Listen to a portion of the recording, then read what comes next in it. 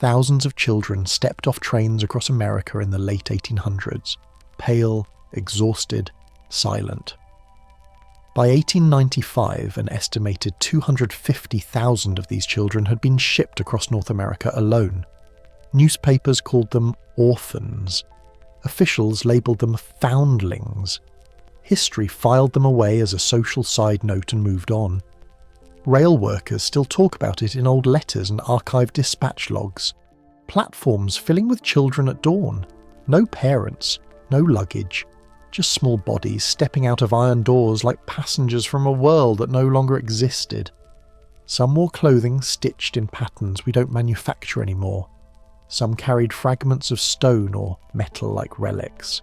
And some, the ones who stared just a little too long, spoke softly about places we don't teach in school. Cities with windows underground, streets buried in earth, and towers that hummed without wires. Authorities called them orphans, charities called them rescued, historians later called them irrelevant.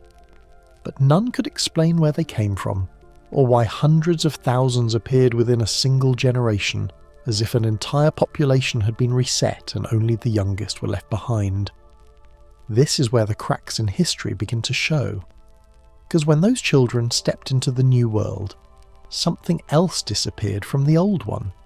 A civilization large enough to span continents, present on maps for centuries, wiped out almost overnight. Tartaria, not conquered, not colonized, not gradually absorbed, just gone, replaced by new borders, new flags, new narratives, as if someone turned the page of history before the ink dried. And beneath our cities, beneath Chicago, beneath Moscow, beneath Melbourne, we still find windows buried at street level, doors leading into soil, entire architectures hidden like fossils of a world we weren't meant to remember. Some say it was catastrophe, some say it was conquest, some say the earth rose up, a flood of mud that swallowed buildings whole and left only rooftops visible to the sky. But the children, they remembered more. They drew domes we cannot build today. They dreamed in languages we've lost. They spoke of light that needed no fuel and cities so bright they reflected in the clouds. They were not the aftermath. They were the survivors, the last citizens of a world erased.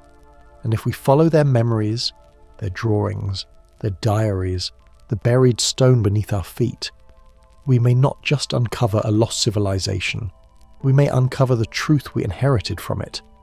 Because Tartaria might not be gone. It might be waiting, under the mud, under our cities, inside us.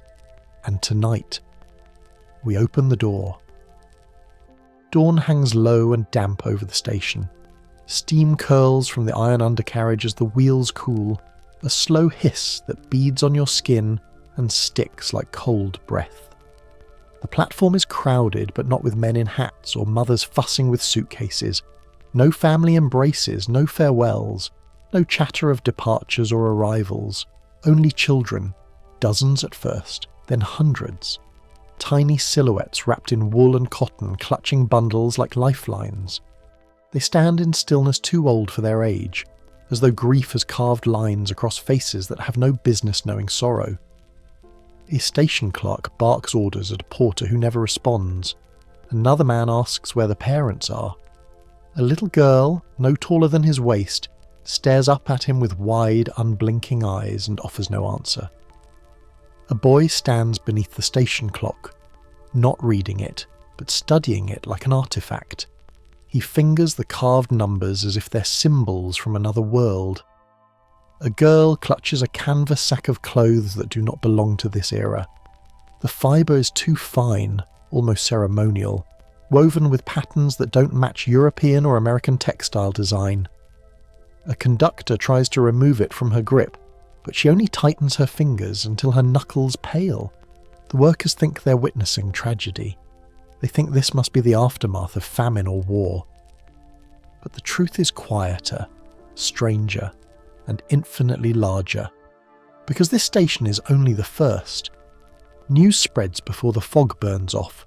Chicago telegraphs. Another trainload of unaccompanied minors. St. Louis follows. then a report from New York, then Boston, then London, a ship at Southampton carrying more than 200 children, the oldest barely 15, none with a listed guardian. Not one adult among them. Church bells ring not for weddings or deaths, but for emergency housing. Orphanages swell beyond capacity in weeks. Parish halls line beds against walls like rows of tombstones. Newspapers call for volunteers. Some towns argue over who should take which child, not out of greed, but out of fear. Fear of what it means if no one steps forward. Officials write their explanations in neat lines, confident and tidy. Abandoned, they say. Left behind, they claim. But abandonment happens in alleys, in cities, in secret, not across continents in synchronized waves like a signal pulsed through the world all at once. This is not neglect.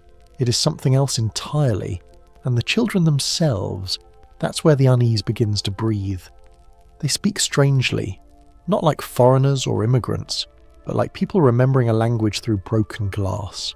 Some form sentences with words that sound like fragments of familiar tongues, clipped from something older and larger. One child in Philadelphia draws spirals on a scrap of ledger paper. Spirals and domes, sketched again and again with unsettling clarity. Another in Cornwall scratches out what looks like an architect's plan. A city grid too precise for a child's hand, too symmetrical, too perfect. The adults call it imagination, trauma, dream residue. But imagination does not repeat itself across oceans. Pennsylvania, Cornwall, Quebec, San Francisco. Different children, same towers, same domes, same white stone streets. Memory does not synchronize this way unless memory comes from a shared source. And still, no one can explain the missing parents. Census records before 1880 show stable adult numbers across multiple regions. Then, inexplicable dips. Not just in one city or one nation, but scattered like burn marks across the map. London loses thousands of adults in the same decade New York does. Prussia reports a shortage of working men without accompanying war. Entire rural communities note a rise in unexplained childhood arrivals. The number of unknown parentage minors spikes like a heartbeat under stress. If thousands of children appear, where are the mothers? Where are the fathers? Where are the bodies? No mass graves. No plague large enough. No international war to balance the ledger. Either history is missing a catastrophe, or these children did not come from the world that recorded them.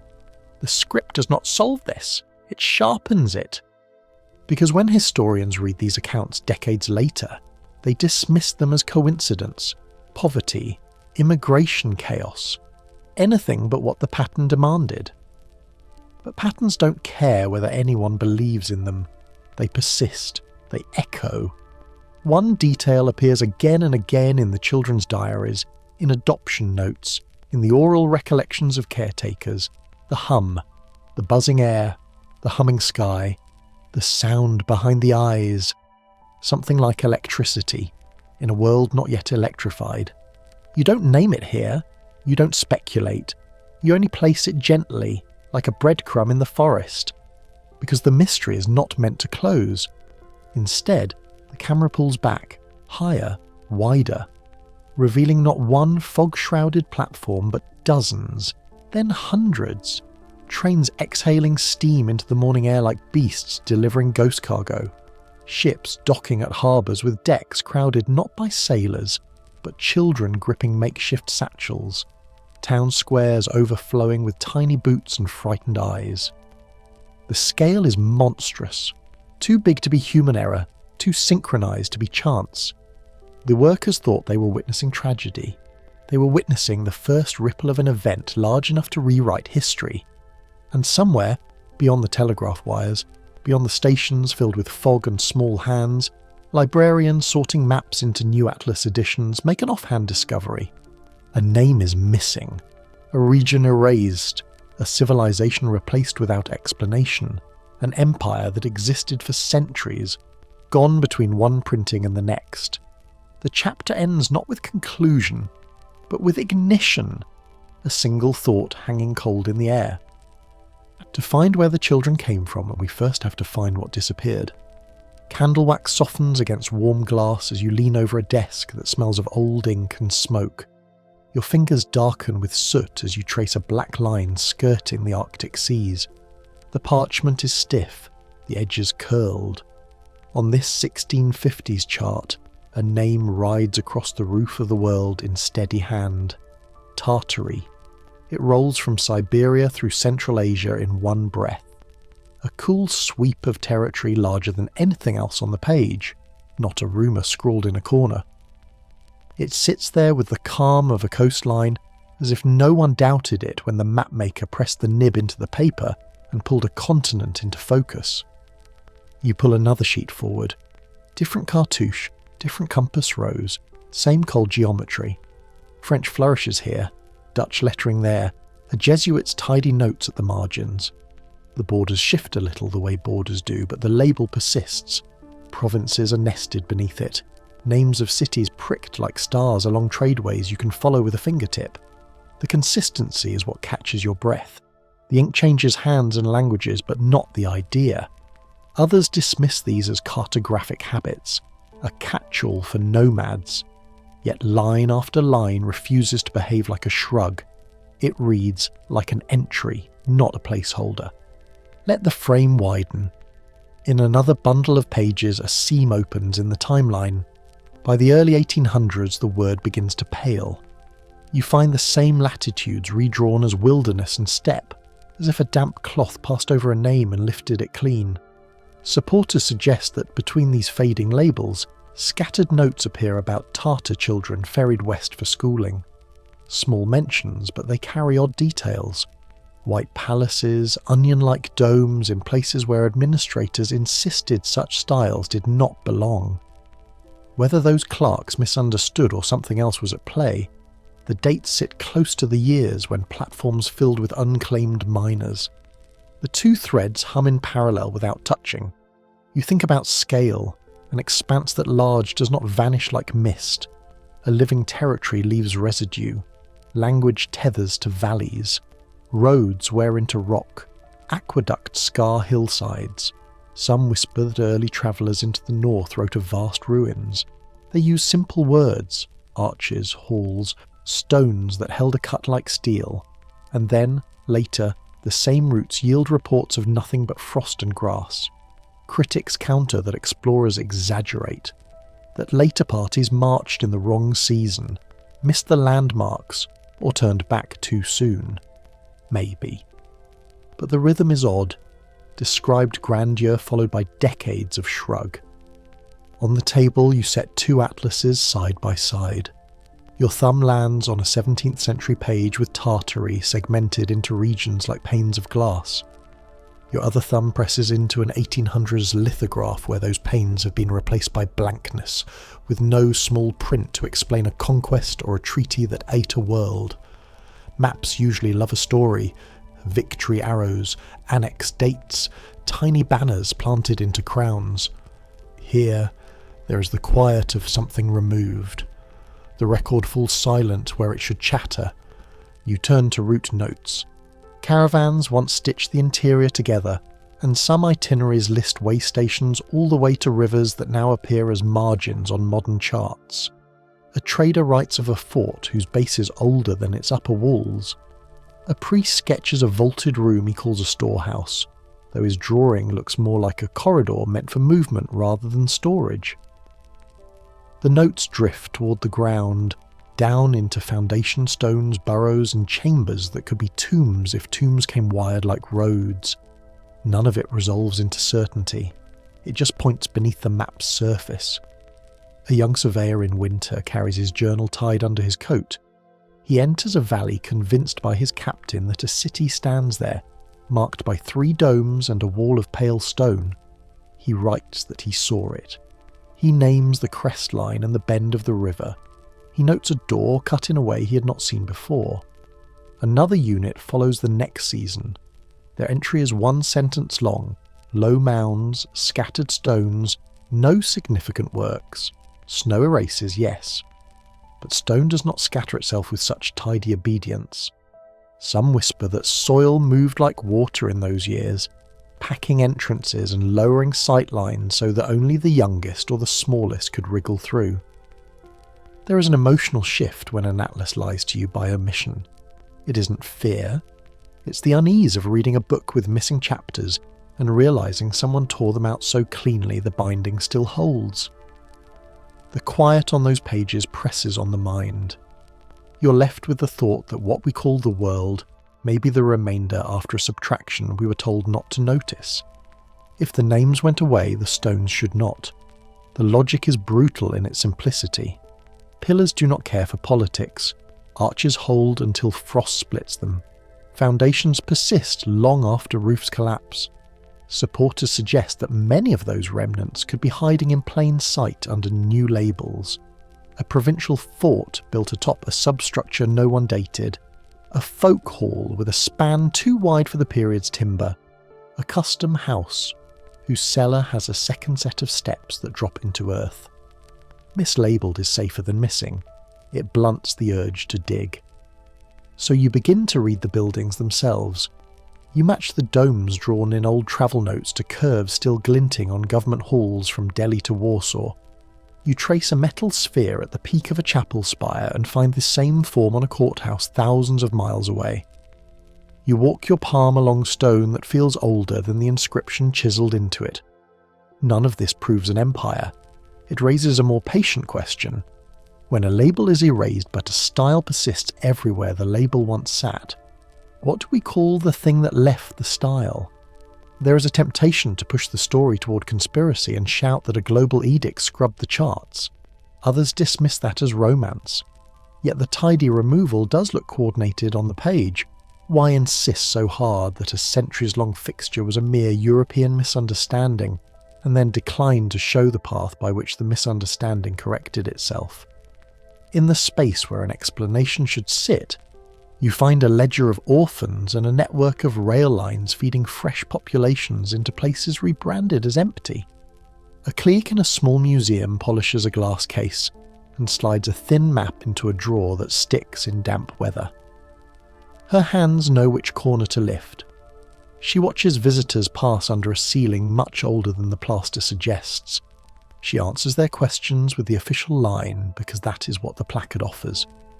Later, on her bus ride home, she turns the word Tartaria over in her mind and feels a dull warmth of curiosity, the way a pebble warms in your pocket. Human lives move across these absences, touch them, then look away because life insists. The pattern tilts in the light and its meaning sharpens. We hold proof of maps that say a thing existed. We hold modern maps that say it did not. Between those lines, children start arriving with memories of palaces and domes.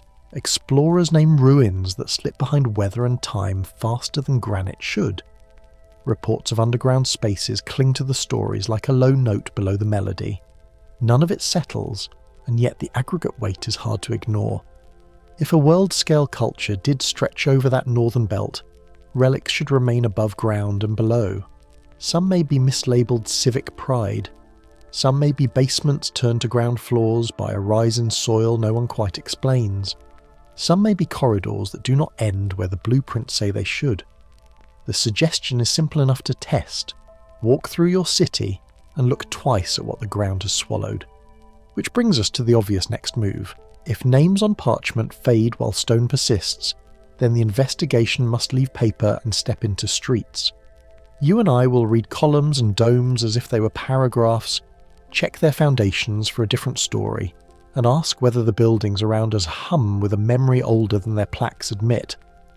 The map's lost a word, the walls might not have. Rough sandstone cools your skin as your hand rests on a column the size of a pine trunk. The courthouse looms over a quiet Kansas square, its steps worn smooth by a town too small to have made them. Dawn lifts on faint dust and the faint mineral smell of fresh-cut stone, though no quarry lies nearby. Your fingers find grooves that feel more like lathe work than chisel marks. 50 feet up, capitals bloom into leafwork with a discipline that belongs to guilds, not homesteaders with frostbitten knuckles.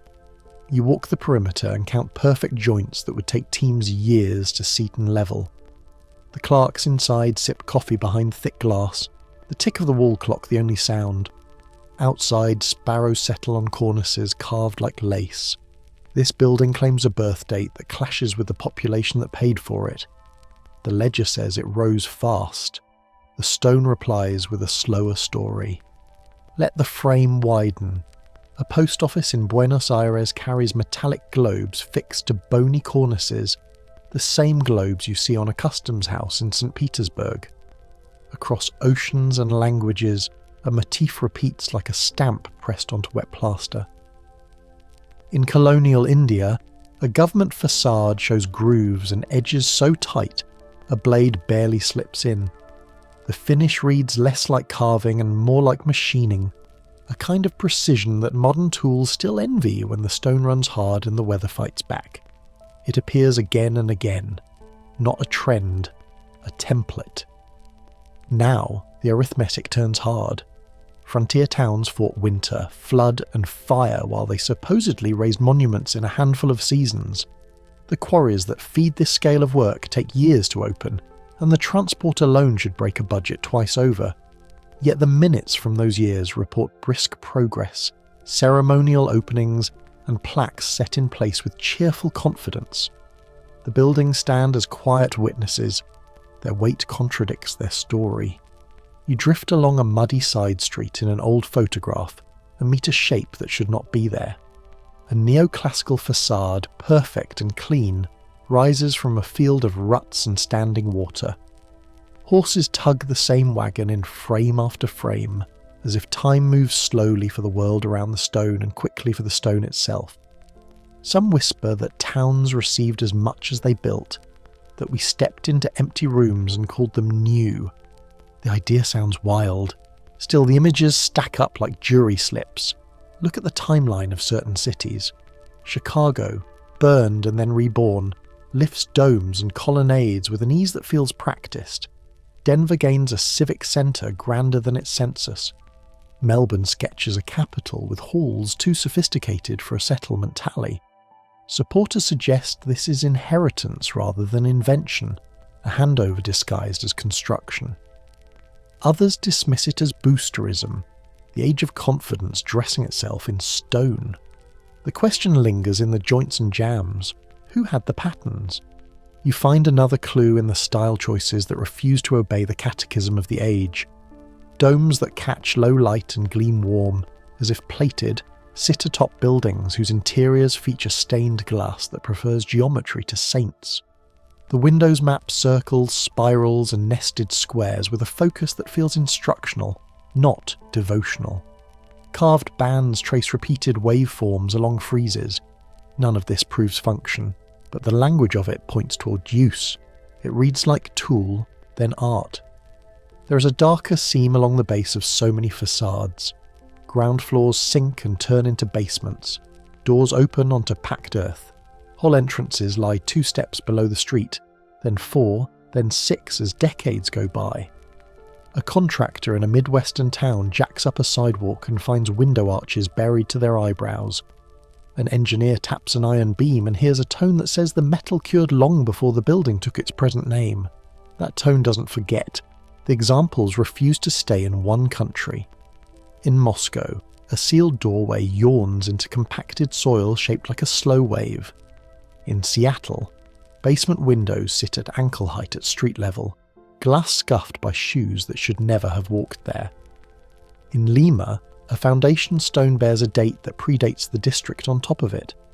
A mason wipes mortar from his hands and shrugs at a numeral no permit covers. Global echoes, different scripts. You look back at the ledgers and the math does not soften. If a town had 2,000 souls, how many were stonecutters? How many could lift, set and dress blocks the size of small cars? How many teams of oxen pulled? How many barges ran? How many miles of cordage wore to threads? The numbers argue with each other. Period tools and limited populations make a schedule that should stretch, but the pages stay short. The buildings do not apologise. Another photograph. The grand entry of a state house framed by timber scaffolds. yet the stone beneath the boards shows staining and wear. As if a facelift, not a birth. A worker scratches his initials into wet plaster on an interior wall and leaves a date that aligns with the official story. His mark feels honest. The bones under it tell a longer history that no ceremony acknowledges. The pattern tilts in the light and meaning sharpens.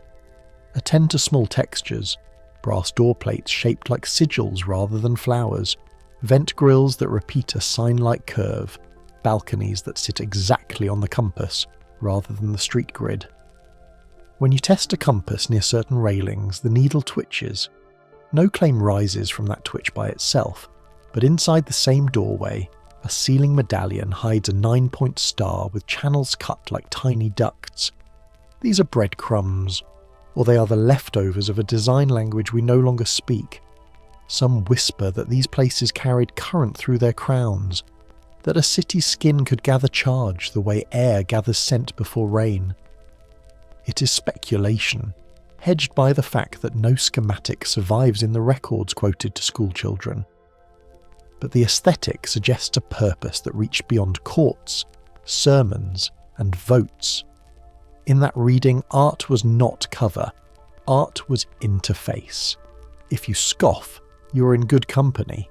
Yet the buildings continue to present themselves with the same calm, untroubled face. What do we do with buried thresholds? Homeowners digging in old quarters find staircases that do not stop. A door opens onto brick. The brick gives way to a room with no soot, no ash, but a floor of slick sediment laid thin as frosting. A child's marble rests where it rolled, and then glued itself under a layer of silt. The feeling in those rooms is not tragic. It is paused. Something covered these places while clocks kept going above. Across continents, different climates tell the same story with their own accents. Floodplains show 2 levels of burial. High ground holds clean facades with only a dust line. Where wood-framed elements existed, they rot away. Where dressed stone dominated, it endures like ship hulls found under city streets. Excavations note layers of fine, even deposit rather than rubble. A one-night disaster leaves chaos. This looks like a blanket. You lean on the Kansas column one more time. The grit from the stone transfers to your hand, a faint powder with a metallic tang from the old iron bolts nearby. The courthouse bell clangs noon and shakes the pigeons from the pediment. For a second, you can almost feel the building breathe against the temperature shift, as if its mass holds the night and gives it back slowly. Age can do that. So can a lineage that outlasts the names we've pinned to it. So here stands the puzzle. Buildings that claim young birthdays but wear old bones. Timelines written in neat ink against logistics that read like fiction. A vocabulary of domes, globes, and carved waveforms repeating across Argentina, Russia, India, and the American plains, as if the world once sang from one hymnal. No loud answers, only stone that keeps its voice low. If these structures predate their plaques and bear scars of being half swallowed, then something covered their feet and left their heads to weather the wind. And if that covering came fast enough to seal doors while lamps were still warm, we are missing a chapter that lives only below the curb. The next question waits in those buried rooms. What force laid down that blanket? And why were there so few adults left to lift it when the children finally reached the light? You stop at a street corner in downtown Seattle where the sidewalk meets old brick. A window sits at your ankle, glass clouded with age. Iron grates rusted to a brown lace. It was meant to throw daylight into a basement, but the pane now faces shoe soles and rainwater. When buses pass, the glass trembles. Somewhere below, a room collects echoes from feet that never knew they were walking across a second story. The air smells wet, concrete after drizzle, cold metal from a nearby grate. While a faint draft breathes out of a crack that used to be a stairwell. Follow that line across oceans and the same odd geometry appears again. In St. Petersburg, marble steps sink into compacted earth, their edges worn smooth, railings sawn off where the staircase simply ends in soil. Carriage entries that once opened to courtyards hit a wall of packed silt. In Istanbul, work crews expose doorways 2 stories under traffic, arches framed by pavements layered like a pastry.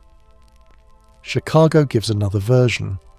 Bricked tunnels found by accident during foundation work, vaults leading downward, then nowhere, with fresh street life rolling above as if that deep level never existed. The photographs from the 19th century don't look like construction. They look like digging out. Men with picks and shovels stand beside Gothic windows that appear halfway born, their top arches clean, their bottoms swallowed by fine sediment. The edges are sharp, as if the mud arrived in a single sweep and set like concrete. In frame after frame, walls are intact, lintels true, and yet no ledger tells who ordered a burial on that scale or why entire streets needed to be exhumed just to receive doorways back into daylight. The material pressed against those stones tells its own plain story. The layers are even, sifted, almost silky when wet. Not the jumble you see after a river tears through a town. This resembles a poured blanket, a sudden settling of water-heavy earth that kept shape as it dried. Supporters suggest a rapid deposition event, something that moved with speed across districts and then stopped, leaving a tidy stack of silt. Critics counter that cities raise their street levels over time. Streets do rise, yet here the texture feels wrong for slow drift. You can slide a finger through it where a cut remains exposed and feel how fine it is. Depth changes by neighbourhood and continent, which adds a map-like logic to the mess. In lower quarters and near rivers, the coverage runs deeper, 1 floor, sometimes 2. Upland districts show less. Timber structures vanish entirely. Rot takes the weaker bones, but stone holds. That is why ornate foundations endure while clapboard disappears, leaving the odd sensation of buildings that seem older than the towns that claim them. The pattern sharpens when you plot elevation against these buried levels. The gradient follows water lines and basins, as if the event respected contour more than border. Walk into private lives and the evidence gets stranger. A couple in a row house replaces a cracked sink, breaks the tile, and finds a brick stair beneath their kitchen. The steps turn and keep going, mortared shut halfway down by a neat wall with the trowel mark still visible. A shop owner breaks through a damp basement corner to let out a leak and hits air. An older room smelling of lime and coal dust, with a door sealed from within. The lock faces the wrong way. Whoever closed it did not plan to return. It reads less like a natural burial and more like a last choice. The further you move through these discoveries, the more the idea of a buried technology starts to feel less dramatic and more a practical question. If the original ground floors became basements in a season, and the city later paved over that memory, people also paved over stories. Schoolhouses rose on fill dirt while children learned timelines that skip the event that made their street heights the way they are. Some whisper that the mud wasn't only a physical cover, it muffled memory. It pushed whatever older world survived into the mouths of those least likely to be believed. Now the dates begin to line up in a way that tightens the throat. The strongest cases of buried levels cluster around the years when rail lines started unloading unaccompanied minors by the dozens. Adoption ledgers swell. Records tag unknown parentage in counts that don't match any epidemic. If the blanket of silt fell in pulses, a first wave could have sealed homes while adults worked outside. Children inside would have lived. Afterward, tidy language framed their movement as reform. But the graph tilts like a warning. More children, fewer accounted for adults, repeated across coasts. The Orphan Trains make an unsettling kind of sense against that backdrop. Not as mercy, though some care surely softened the edges, but as redistribution. If a civilization lost its elders to floors of wet earth and quickly set mud, then the smallest would bear what remained.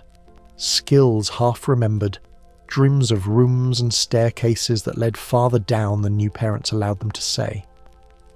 Supporters suggest the schedules and routes ran with a precision that looks logistical rather than charitable. Others dismiss that reading as cold.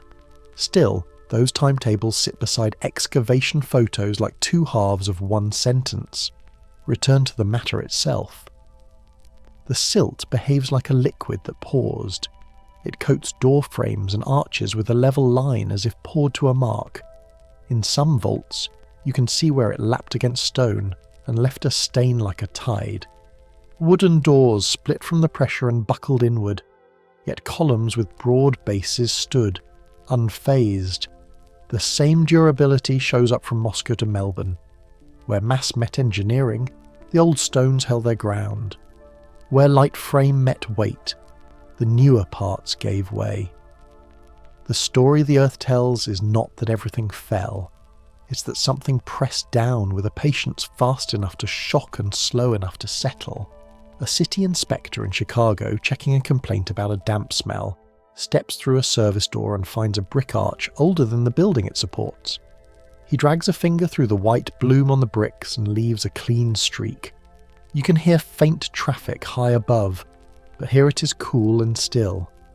On the wall, a filled-in window faces flattened soil.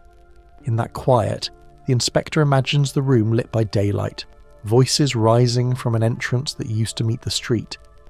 He closes the door and writes structural anomaly in neat block letters. There is a question that patience can't shake. If a force could blanket downtown blocks and seal rooms like tombs, while leaving the stonework, what kind of mechanism shows that precision? Natural floods bring chaos and flotsam. This looks ordered. The idea of a single disaster that spared the young and buried the rest feels like a story told to make sense of grief.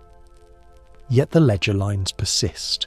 Census tables rise with children who cannot name a mother. Street levels rise to cover half buildings that no one remembers building. And the pains at your ankles still catch shoe treads, where eyes should have caught sun. Some will say the simplest explanation is civic planning. Raise the streets, solve the damp, call it progress. There is truth in that. Cities often lift their skirts out of the wet, but cities that plan leave plans, and the gaps in paper sit beside the gaps in soil. Others suggest a broader event that left the least heavy to inherit the surface. The truth perhaps lives in a space between those poles, where photographs and staircases whisper through dust. If the ground can be trained to carry the weight of a lie, the body count it hides may not be only physical. When the lower floors turned into cellars and the old doors learned to face earth, all the older habits also went below. And if the trains carried away the last children tied to those habits, memory scattered like seed. You stand again by the low window in Seattle. It fogs a little in the wet air.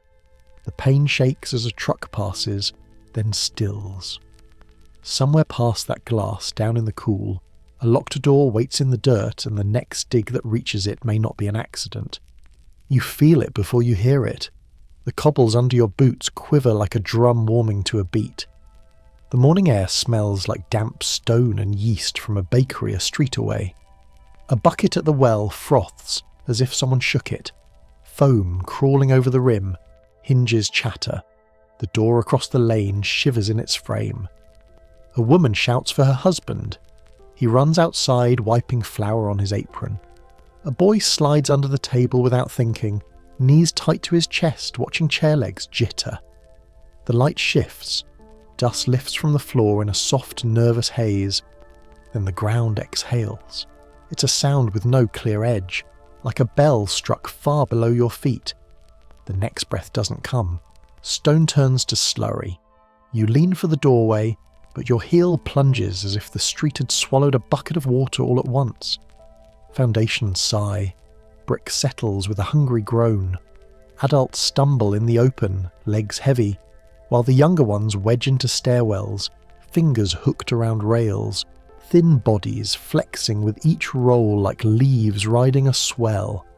The well coughs a rope of white, and you feel the city tilt. Here the physics has a plain name, liquefaction.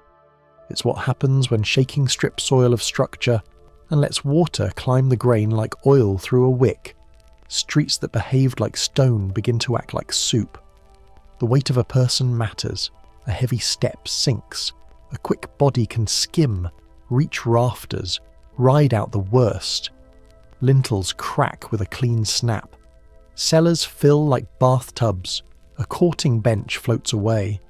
People who stand and run are the first to lose any grip. The smaller ones fit into gaps where wood still spans the churn. Supporters suggest that is why so many later memories belong to children who lived to tell them, "Let the frame widen." The same beat rolls through towns you couldn't reach in a week's hard travel. Fields ripple as if the roots lost their handhold. Ditches burst. Adults out in the open, tending fires, leading oxen, hauling barrels, drop from sight in minutes. The ones indoors near beams and shelves have something to brace against. Some whisper about a trigger larger than any single fault, a resonance that stirred shallow water across wide regions at once. Others dismiss that as fear dressing up coincidence. But accounts gather like blown leaves, each from a different square, each describing the ground turning thin. When the motion quiets, the world changes register. Streets wear a new skin, wet silt sits in folds slick as clay. You press a finger into a doorframe and pull it back dusted with fine mud. Beams jut like ribs through packed brown rooms. Doorways seal as the muck hardens, a city of mouths closed mid-syllable. Smoke refuses to rise because hearths drowned. The air smells of riverbed, and the loudest absence is human. With the strong hands, the planners, the teachers missing from a morning that started like any other and ended with children stepping outside to a calm that feels wrong in every direction. What follows is not a single wound, but a series. The same pattern stutters across decades. A village calms, begins to clear, then 2 counties away the wells foam and the ground sours again. These are not daily aftershocks. They come like pulses, spaced just far enough to allow the gathering of survivors and the building of a routine for moving them. Supporters suggest that loaders and carts, later rail wagons, weren't improvisation but procedure. Someone kept lists, someone planned routes, someone decided where the children should go. That is where the trains enter the scene in earnest. Wagons first, then boxcars, clerks with ledgers, pencils nipped to keep points sharp, children led in pairs, coats too large, boots stuffed with rags, labels pinned to sleeves. No long lines of parents ahead or behind. The scale reads like logistics, not charity. Dozens one week, hundreds the next, towns warned to expect arrivals. The phrase relocation sounds cleaner on paper than the reality of small hands holding to railings as miles roll away under iron wheels. The cities left behind crust under mud. New faces arrive to work streets scraped back from silt. Stories thin. Walk back through those streets and look up. Not every building sank. Some stood in the same churn and didn't tilt. They wore crowns of copper and steel that caught the grey light. Their domes sat on drum-like bases, ribs grooved as if to spread weight like a hand on water. Spires rose in spirals, braced to turn motion into glide. A courthouse roof hummed softly during storms, say the few notes that survived. Critics counter that strong masonry and deep piles explain it. Yet the pattern nags. The survivors share lines and shapes that repeat across cities where the ground turned soft. The quieter detail hides inside. A narrow boy tapping a column with a stick. He says he feels it in his teeth. A girl presses her ear to a balustrade and says it buzzes when the wind changes. On days when tremors pass, the towers sing a low, even tone. That sound appears again and again in scraps of writing from those years. Some whisper those features weren't ornaments. They might have been parts of a system that read the sky and grounded charge, blunting the worst. If so, a certain type of building would ride the liquid better while others settled into it like anchors. Out in the fields, the scars run wider than the boundaries of any one empire. Pathways shift. Wells clog. Bridges, light and flexible, survive where heavy piers sink. Carts reach crossroads with no one waiting. Children sleep in haylofts because the ground floor can't be trusted. The first letters that get written speak of cousins and neighbours gone, and the next thing they ask for is news of trains. Schedules begin to move like tides. The same names for stations appear in ledgers far from one another, and those ledgers later drive the maps that bind new districts together. In that hush, roles invert. The people who knew how to run things are gone. Lines for milk form behind a midwife who becomes a clerk by noon, and a quartermaster by dusk. A boy who used to fetch coal now decides who sleeps near the stove. A girl who remembers a better water system draws a diagram in chalk on a door. This is how a city continues when it has lost its adults. It uses what the small survivors recall and what they can carry. Later, when strangers arrive with uniforms and papers, they call it relief. It feels like inventory. For those who survived beneath roofs, the smell of dried mud never leaves their clothing. Fingers remember the rasp of lath pushed through sludge, the rough bite of rope. Some of them speak of the days before collection as the best and worst.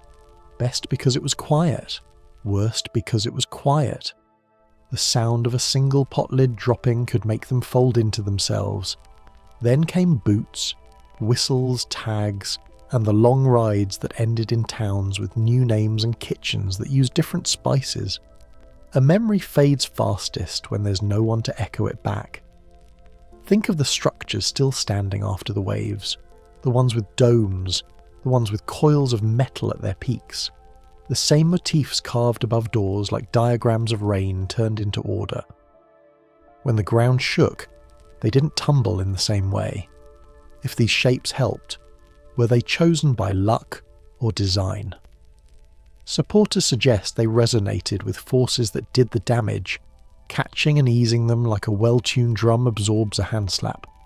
Others say that's romance pasted over physics, yet the survivors gather beneath those roofs first, as if everyone can feel the difference before anyone explains it. So you stand again on those cobbles. The dust has settled into fine lines on your boots. The city learned to breathe under a new layer. Children walk past buildings that didn't sink and past others whose second stories have become ground floors. They carry the last working maps, held not on paper but in habit and fragments of memory. If certain stones could hum a warning before the earth went liquid, it raises a question that will pull us forward like a magnet. What were those towers really doing? And why do so many who remember call their sound the one thing that told them they might live? The sound comes first. Not the train brakes or the clatter of trunks, but a low note you feel along your jaw and down your arms. It threads through stone and bone like wind over cathedral steel. Children said their teeth ached, skin prickled. The air tasted faintly metallic, like rain before a storm. They would press hands to pillars and swear the stone was singing, not loud, but steady, as if the earth was holding one long breath. Morning light finds copper and gold. Onion domes crowned with bright spheres flare like coins held to the sun. Spires twist in clean spirals that look more like tools than ornaments. Rooftops bristle with thin rods and loops that a guide calls decorative. No one bothers to explain why the shapes repeat the same way across continents, or why they appear in places that never traded architects. You stand beneath a dome, and the air thrums in your ears. The building feels alive, not with prayer but with charge. Some of the clearest notes come from small voices. A girl in Missouri describes stepping onto a terrace where her arms rose in goose flesh, though the day was warm. She laughs at first, then frowns, and rubs her forearms as if replaying a memory in the skin. A boy in Kansas draws a tower that flares like a tuning fork when lightning storms sweep the plains. His lines curve into wave shapes across the page. Children from far apart sketch the same patterns on courthouse walls and school slates. Loops, coils, nested circles. They insist the buildings did this, not people. The rooms hummed. Look closer at the metal itself. Domes carry thin plates of gold or copper in careful seams, as if the skin mattered to more than weather. Vent screens repeat a gentle S-curve, wave after wave, too consistent to be whim. Courtyards sit neatly on the compass, as if strapped to magnetic north. Stairs and doors align in ways a mason swears are chance, and yet hold to a logic that points up, not out. Supporters suggest these were conduits, catching a form of electricity from air that shifts and crackles even on blue days. The pattern refuses to stay local. A monastery on the Yenisei River shows the same ribbed cap as a capitol dome in the Great Plains. A provincial theatre in Eastern Europe wears a metallic sphere that matches one above a courthouse in the American West.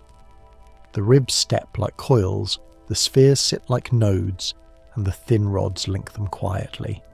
It looks like decoration until the blueprint in your mind flips and the parts settle into a diagram. Not wires, but a circuit, etched in stone and brass. Critics counter that it is only style. They say the domes echo older faiths, the spires are vanity, the spheres are finials with no function. The claim sounds clean until you touch the metal on a dry winter day and watch a spark jump to your knuckle, or you hear a caretaker tell you how the stair rails bite harder during storms. People who clean these places learn to keep one hand in a pocket. They do not write papers, they carry keys. Some whisper there was a grid, not the kind with poles and tangled wire, but a set of frequencies whispered across rooftops. Towers registered the sky. Domes took the note and spread it in a ring. Spheres tuned the pitch so it didn't shred itself on the way down. If that's true, it makes a later rumour feel less wild. A single surge, timed wrong or driven by error, could break the ground and turn it to liquid. The hum before collapse would not be loud. It would be the sound a child noticed and an adult called nothing. A mason in Detroit says the old courthouse made his chisel sing. Not ring, sing, as if the stone had a key it preferred. He learns where to place cuts by sound, not sight. A roofer on a state house gets headaches when he works under the dome in summer. He learns to take breaks in the stairwell where the echo dies. None of them talk about energy. They talk about comfort, about aches and little burns, about the way hair rises on the arms when thunder rolls in from the west. Now watch what disappears. Domes that once wore bright orbs now carry crosses and spikes that change the profile. Thin rods vanish during renovations. Brass grills with wave patterns are updated with flat, blank covers. Restoration notes cite corrosion and safety. Photographs show before and after, and the after looks cleaner, softer, and oddly less alive. There is no official paper that says a sphere was a terminal. There is only the empty mount where one used to sit. You find a ledger from a City Hall rebuild that lists miscellaneous metalwork removed. The basket item covers cartloads. The workers shrug when asked. They melted the scrap for resale. The foreman remembers a bucket of small, odd parts that no one could name. He says they looked like pieces of radios but scaled up. He didn't keep any. He taps his cigarette and squints as if trying to see whether the memory mattered at the time. It didn't. He had deadlines. Others dismiss the idea that these features did anything beyond appeal to the eye. They ask for test results, for schematics, for instruments aligned to measure a field that, if it ever existed, no one now claims to detect. Fair enough. But the buildings keep a few habits that are hard to ignore. Floors resonate at certain steps. Whispering corners carry sound in curves you cannot chart with a straight edge. Weather changes the mood of the room. On some days, light feels heavier. The rumour loops back to the fairs. If towers and domes once channeled power, then the great exhibitions may read like a last wave of working examples. The timelines for building stay impossible. The finishes look too fine to be disposable. Photos show temporary halls with stone lintels thick enough for siege. Worker notes hint that foundations waited under the sod. It's as if fair planners borrowed from a kit that already existed, turned it on, then gave the order to burn the set before questions grew loud. A maintenance man in an old museum tells a quiet story. During a storm, the air in the rotunda hummed hard enough to tremble his jacket. The lights did not flicker. The hum stopped when the rain passed. He filed no report. He learned where not to stand. Small notes like this never reach archives. They live in break rooms and on long drives home at night. They add weight where official language stays light. If the system failed, the failure may have been gentle to start. a rising tone, an ache, a headache you ignore until the floor shifts. Children heard it and ducked. Adults went outside to find the source. By the time they looked up, the cobbles moved like water, and the walls leaned without warning. It's a theory without a lab. It aligns too neatly. It also explains why so many drawings show the same towers, and why so many accounts include a sound no one can name. There is a second pattern worth noting. When domes lose their spheres, small lightning scars stop appearing on the stone nearby. When rods are cut down, birds nest in places they used to avoid. Whether that means anything beyond animal habit is hard to say. It could be nothing. It could be the echo of a function turned to decor. Walk a last circuit under the ribbed ceiling and listen. The city beyond is wired now, dense with lines and meters. Inside, the note you can almost taste runs lower and fainter, like a memory that knows it is fading. If these structures once pulled power from air, the grid outside made them obsolete, or dangerous, or simply inconvenient to explain. The fares glowed, then burned. Domes shed their crowns, and the hum slipped into the background, waiting under the next layer of our story, where the lights blaze a little too bright for anything old to survive in the open. You arrive in the dark heart of summer, when midnight behaves like dawn. The air off Lake Michigan tastes faintly metallic, cool on your cheeks. Electric lamps explode into brightness along a waterfront that shouldn't glow like this, their reflections laying a second city across the water. Violins carry from a bandstand tucked under a high arch. The notes rise and fall as if tuned to the light itself. Across the basin, domes hang above colonnades like pale planets. People tilt their heads back and forget to speak. Walk the main court and feel how scale changes your breath. The paving stones are clean and hard under your shoes, yet nothing smells like wet plaster. A breeze moves across grand staircases and coasts along canals where white gondolas drift in tidy lines. At the centre, a fountain throws mist that turns the lamps into halos.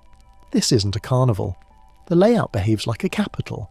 Processional axes, symmetry as law, every line crisp. You can tell when a place expects to last. This place pretends it won't. On paper, the numbers sound like bragging. 700 acres, more than 200 structures, canals and basins, bridges and arcades, a small army of statues, gardens plotted like music, and all wired for current. The records say less than 2 years from drawing to curtain rise. Some whisper the schedule reads more like a cover story than a build plan. Critics counter that temporary methods make fast timelines possible. Yet every cornice and carved rosette argues for hands that worked without hurry. The pattern doesn't stop in Chicago. Paris glints in 1889 with its own glowing avenues.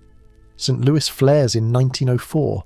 Buffalo glows in 1901, brief but bright. San Francisco shines after 1915 in gleam and measured grace. Domes speak to arches across oceans like old friends. Colonnades repeat the same rhythm. Facades echo with an alphabet of motifs you already saw on half-buried courthouses and municipal halls no one can fully explain. Others dismiss this as style envy, the Beaux-Arts trend gone maximal. But the likenesses run deeper than ornament. A night watchman at the Chicago grounds runs his palm along a base that doesn't dent. He expects hollow bite. He gets stone-cold grit.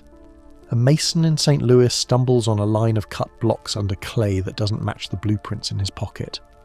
A labourer in San Francisco writes of scraping down to a platform that rings like tabletops in a cathedral, old and sure. Supporters suggest the sites were chosen because the bones were already there. If the skeleton is older, the speed begins to look like cleaning, not birthing.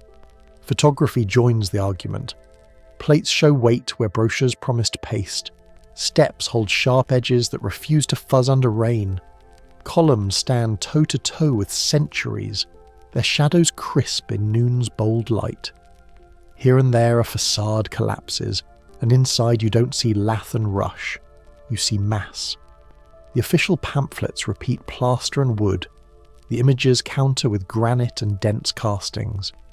Even if some fronts were stucco, the total picture behaves like a city that expected hard winters. Electricity pours across these grounds with an ease that feels practiced. Towers throw light that refuses to flicker. Strings run in tidy grids. No jungle of ad hoc poles and knots of cable. The entire network looks embedded, like a body with veins planned before the skin.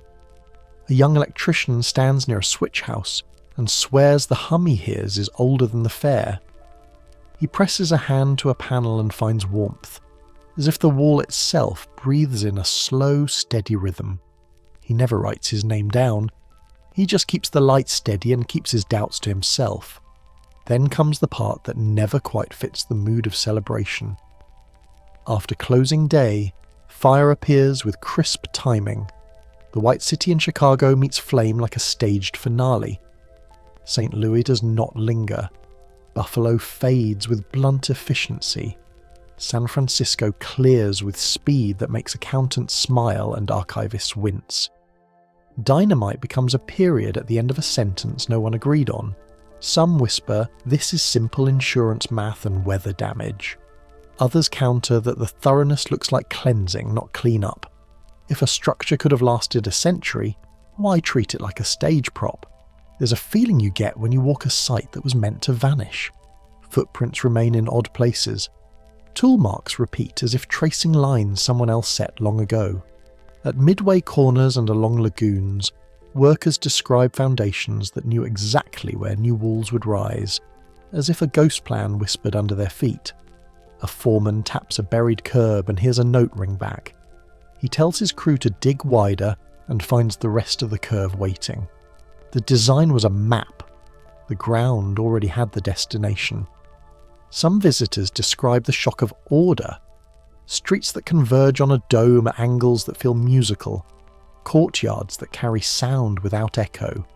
The kind of harmony that comes from iteration, not improvisation. Supporters suggest the fairs were rehearsals of a memory, not fantasies of the future. Critics counter that any architect can draw symmetry.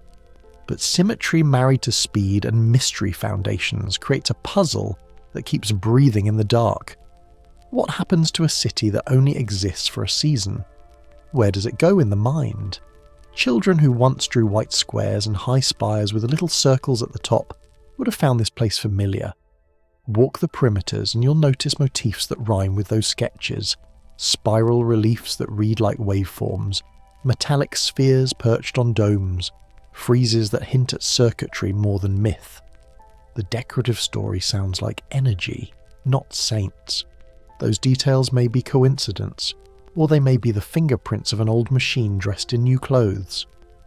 Late in the last week, a maintenance crew unlocks a door marked service and finds a corridor that runs farther than the building's footprint. The air changes, cooler, drier. The walls sound different under a knuckle. They follow it until a second door stops them with an iron wheel and bolts packed with grease so old it flakes like fish scales. When they bring it up to the office, their supervisor tells them to seal it and make the plaster smooth. They are tired. They follow orders. The fairs teach a quiet lesson about what a culture chooses to keep. We archive speeches and programs, not foundation maps. We save posters of electric nights, not the ledger entry that reads remove to grade and seed. The public story points up, domes, lamps, flags, while the private story points down, slabs, drainage, footings that don't match. Some whisper the displays were funeral rites, a last walk among forms we weren't allowed to keep. The lights were not an opening act. They were awake, and yet one moment refused to behave. A crack in the curtain that didn't ask permission. When ground gives way and masonry shows its deeper strata, plans on paper lose power. In a city at the far edge of the continent, the earth shook hard enough to lift the floorboards and let the underside breathe. The glow of fairs and the rush to erase met a force that didn't care about schedules or speeches. Keep that edge in mind. A tremor opened a door they meant to keep shut. You wake to floorboards shivering under your heels. The air smells like dust and coal smoke. At 5:12 a.m., The room leans and the glass in the sash window chatters like teeth. Outside, a streetcar bell dings once, then again as rails rise in bright flexing waves. Brick chimneys crack cleanly and fall like stacked loaves. 47 seconds of force slide through the city and leave a ringing quiet behind. A thin afternote that makes the tongue taste iron. When the shaking stops, the fires begin. Kerosene spills, stoves topple, wind carries embers from roof to roof. The first hours feel simple. Bucket lines, splintered ladders, calls for water, but the smoke opens as crews clear debris and something strange awaits below. In the Mission and a long market, under charred timber, men's shovels strike curved stone. The metal sings. A dusted arch emerges, too smooth for the lot it sits in, too old for the plat map nailed to a pole 1 block over. A mason rubs his knuckles across a tiled corridor that runs straight as a barrel stave beneath a broken parlour. It smells damp, old. His lantern shows glazed bricks, not Victorian red, but something fired dense and pale, as if made for pressure and time rather than show. By afternoon, a pattern takes shape that no foreman wants to name. Basements with windows facing dirt instead of air, doorways that open onto packed silt, frames tight as coffins. A foreman in North Beach sends a boy with a note. Beneath, stonework, not in plans.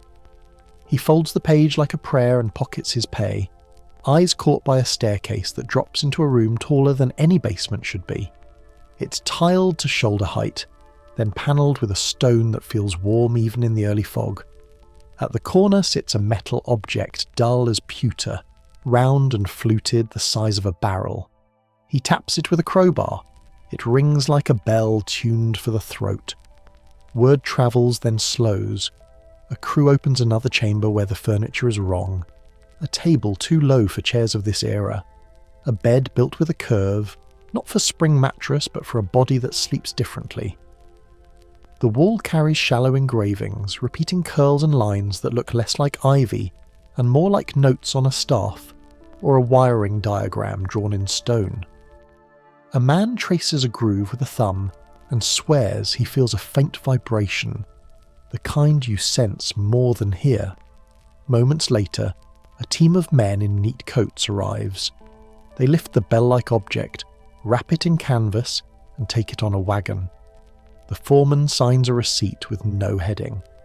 When he asks for a copy, the man with the neat beard smiles without humour and says there is no second page. Elsewhere, a digger breaks through a sealed doorway. The mud inside has set like poured clay. When they chip it back, a staircase runs downward deeper than expected, steps worn in the middle from long old foot traffic. The air breathes cool from below, then stops, as if the hole itself exhales and is done. A narrow passage leads to a chamber with a wall mosaic unlike any church tile in the city. Squares inside squares, circles nested in fine work, all in stone hard enough to dull chisels. By nightfall, men with clipboards measure, mark, and then call for fresh concrete. People talk, then they stop. Some whisper that the city's true age lies below, older than the gold rush shacks and the big houses on the hill. Others dismiss it as mixed fill and wishful thinking, but the details keep surfacing. A carpenter lifts a floor beam and finds a window frame buried to the lintel. A team clearing a bank vault peels back a thin layer of brick and steps into a hallway that angles away under a street, its ceiling vaulted like a train tunnel, but lined with polished stone, not poured cement. A lamp hung from a wire buzzes faintly when set near the wall. No one can tell why. Bones are found, as they always are after a fire, but something about them troubles the doctor called to look. Some wear fabrics too fine for the year, cut with seams at odd angles, cloth that sheds water like oil. In a sealed chamber, there's a cluster of personal items: a comb with a metal spine light as dried reed, a pair of thin gloves, a small disc of unknown alloy that chimes when dropped. None of it looks right for 1906. Near the door, the masonry bears marks, symbols you could mistake for ornament if you hurry, or for instructions if you slow down. They echo sketches in school notebooks that had drawn white stone cities and tall towers years before, as if a child's memory had carved itself into rock long ago. The city fights fire with dynamite. Blocks are blown to make fire breaks, and the blasts feel frantic. Streets vanish under rubble. Still, when the dust settles, the order of the work has a focus. Crews are steered away from certain holes. Subterranean spaces are filled quickly, not catalogued. An inspector writes unstable and paints an X, though the brick vault he marks shows no crack. Concrete trucks arrive in lines. They pour and smooth and move on. Where stone corridors rose, pavement comes down fast. A labourer keeps a small notebook. He notes a corridor where the wall rings when struck near the corner, but not in the centre. He notes the strange ratio of room height to width. He draws a staircase with steps too low for a standard tread. He tells a story to his wife that night. He says it felt as if we were walking the hallway of a city that had been covered and then used as a foundation. The week after, his crew is reassigned across town. The site is closed, the hole filled, and the fence put up in a day. Later, when records settle and people count losses, the tallies hold their own mystery. The city of the time was young and proud, yet the things pulled from those sealed rooms do not read as pioneer fare. They match a different language, a design sense that favours curve over right angle, resonance over ornament. Supporters suggest the Quake tore the lid off a hidden layer. Critics counter that rubble sinks and strange finds are often the result of chaotic stacking. The debate fades, but the workers' stories keep a quiet heat. They saw what maps did not show. Here's the pattern that sharpens in the smoke's edge. Seattle's sidewalks step down to second-floor windows. Chicago's construction crews carve through soil to reveal bricked arches that lead into earth. Moscow shows doorways swallowed to the lintel. If San Francisco sits on older bones, it is not alone. The Quake did more than destroy a modern city. It tugged at a thread that connects to a wider weave. A tunnel under a cliff opens during repairs near the waterfront. It has brick on one side and a smoothed rock face on the other, as if two styles met and took turns. The floor bears a faint ripple, as if mud flowed in and set. Halfway down, the passage narrows to a throat, and a stair carries on. Men get 2 flights before the fill hardens like fired clay. They set tools and hear a dull tone through the handle. A city engineer arrives, looks once, and sets a barricade. The next day, the entrance is sealed with fresh pour. Not every find points to a conspiracy. Cities build over cities. Layers shift. But the speed of the burying, the neat coats, the wagons, the quiet orders, these details stack. The response reads like crisis management and something else. It reads like fear that the ground might tell a story no one authorised. Some objects go missing. Some workers are told they misread what they saw. A few are told to keep their mouths shut if they want steady pay. The soundscape of the weeks after is men shouting, horse hooves on cobble, and the soft slap of wet concrete. The smell is smoke, lime, and the sharp tang of spilled oil. The feel is grit on the tongue, and a draft that rises from places there should be no breeze. In that draft rides the suggestion of order, corridors aligned with streets above, arches spaced at even counts, openings repeated like measures in a song. Others dismiss this as pattern hunting. The doubt is fair. But doubt does not fill in a vaulted hall and close it without a sketch. When you walk the rebuilt blocks years later, every corner feels sharp and new. Yet a plank rattles over hollow ground, and the sound drops down farther than it should. You look at a hill that rose after the fires and scent stone beneath that did not burn. If children once drew domes and towers they swore they'd seen, this is the kind of city where those visions might have found a basement to hide in, where a blow to the earth pulled back a small piece of the curtain. What else would those 47 seconds have shown if the fires had not chased the curious away? If the corridors had stayed open one day longer? The question takes hold and hums in the bones. It points not only west but outward, to other cities, other buried doors, and to the last small witnesses who thought the world should have looked different when they stepped out into the smoke. The parchment flakes beneath your fingers like dry leaves, edges browned by centuries and smoke. A clerk's ink hangs in the fibres, black turned soft brown, the script narrow and steady as if the hand knew this account would be weighed by strangers. The entry is short. It says 2 children came from the ground near Woolpit. 1 boy, 1 girl, skin-tinged green, speech untethered to any tongue the villagers knew. They were hungry. They stared at the sun as if it were an animal. They said their home lay in a place of dim light, a twilight country where day never arrived, where a bell rang under the earth and led them astray. Your thumb leaves a faint oil mark when you turn the page. The room smells of dust and felt hats, candle smoke, old leather, the faint chalk of lime wash. Outside the archive window, late light slants across hedges and stone. Inside, the air holds a quiet that makes every small sound, the crease of paper, the tap of a ring on wood, feel like a signal. Historians call the tale folklore. Others shrug and say medieval minds loved marvels. Yet the lines do not read like theatre, they read like inventory. The pattern does not stop in Suffolk. Far to the northeast, in Siberia, elders speak of children emerging from breath-warm caverns in winter, cheeks pale, eyes narrowed against glare. They tell of stones that gave off a low glow and chambers where the air tasted metallic. Across an ocean, and centuries later, colonial scribes in New Spain record underdwellers with river-wet clothes who carried luminescent rocks in clay bowls. The notes are spare. The tone is practical, as if the writer wanted the facts to stand alone. In Tangled scrolls, there are lines about kingdoms sealed below flood silt, halls carved with star patterns, doors opened by tone rather than key. A court official writes of a boy who claimed he came from a place reachable through wells when the river ran hollow. The official does not argue belief or disbelief. He simply notes the claim and dates it.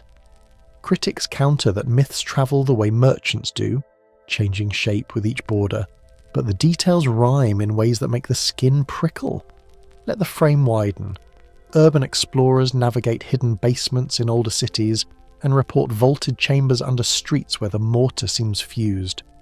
Some walls look softened, not chipped, as if heat licked stone until it sagged into improbable curves, then cooled into glassy ripples. Vent shafts punch upward with diameters too generous for sewers and too clean for coal smoke. You knock a pillar with your knuckles, and the reverberation hangs, a thin metallic aftering that makes your molars itch. Others dismiss this as acoustics and wishful thinking. The sensation still sits in the body like a note you can't shake. Beneath a market in Eastern Europe, a crew breaks through a tiled floor and finds an arched corridor with bricks laid in herringbone, ridged for grip. The ceiling sweats in beads. Air draws along the tunnel in a steady pull, like a lung taking a careful breath. The foreman, a man who has poured concrete for 30 years, runs his palm along a groove cut into the stone and says it feels like a track for something that once slid or carried load. He files the report. The site is sealed for structural safety. The corridor vanishes under new slab. The human part of this is not tidy. If adults above ground were lost to soil that turned to slurry, to walls that slumped, to air that thickened, what did children do? Some whisper that small bodies found pockets the grown could not reach, that they folded into spaces under stairs, into root cellars, into tunnels that carried air moved by pressure differences no one remembered how to manage. Days later they emerged, soot-faced, blinking, the surface world already in motion to bury, rebuild, rename. At a schoolhouse, a girl tries to describe streets that hummed, walls that answered touch with a buzz along the wrist. The teacher calls it fancy. The girl learns which parts of her memory buy her trouble. You stand in a basement that used to be ground level, and an old man with a mason's hands shows you a bricked-up arch. He chips a brick. Behind is packed silt mixed with a layer of fine gravel. No trash, no pottery sherds, no gradual history. It looks laid. He says the arch was sealed from the inside, mortar pushed toward you, not away. He cannot tell you why.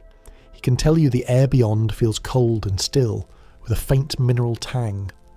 Supporters suggest that if towers once pulled energy from sky and air, the true machine sat underground.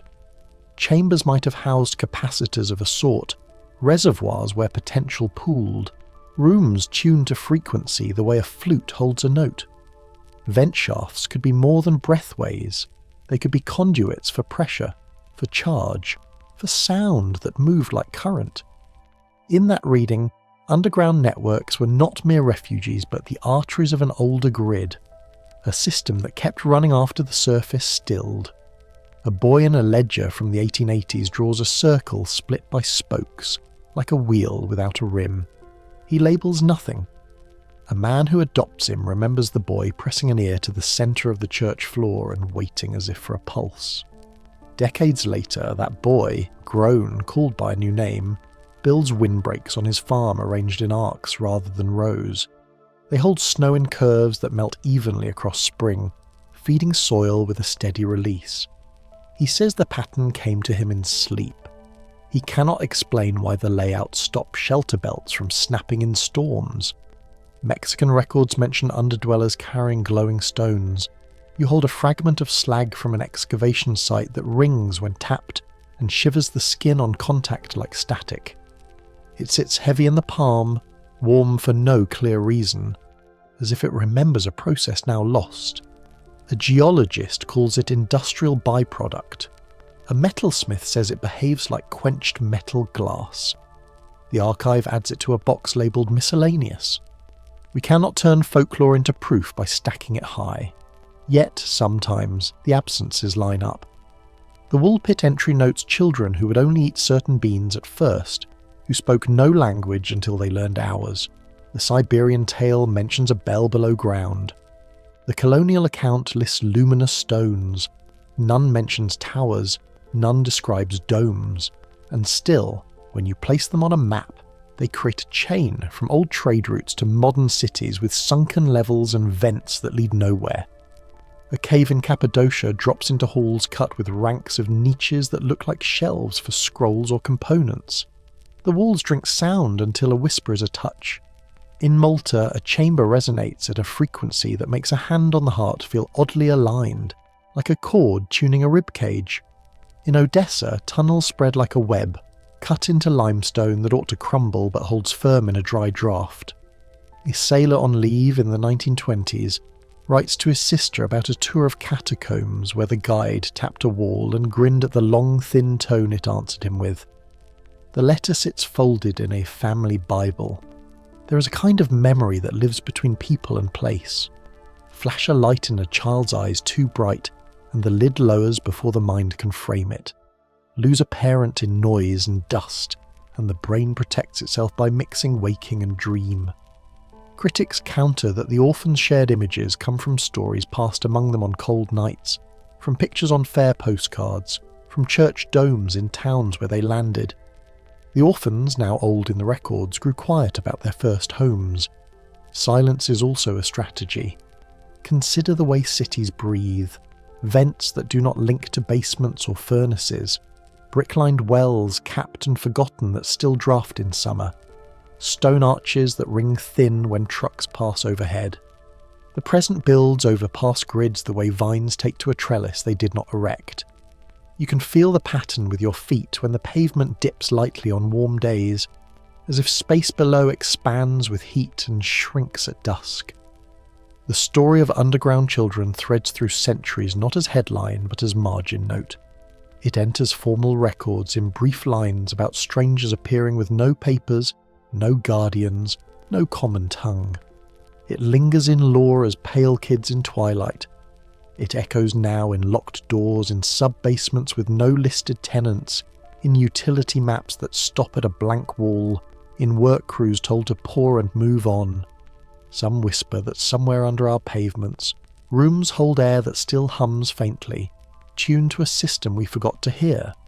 If that's true, even in part, then the past did not vanish into myth. It took a lower road.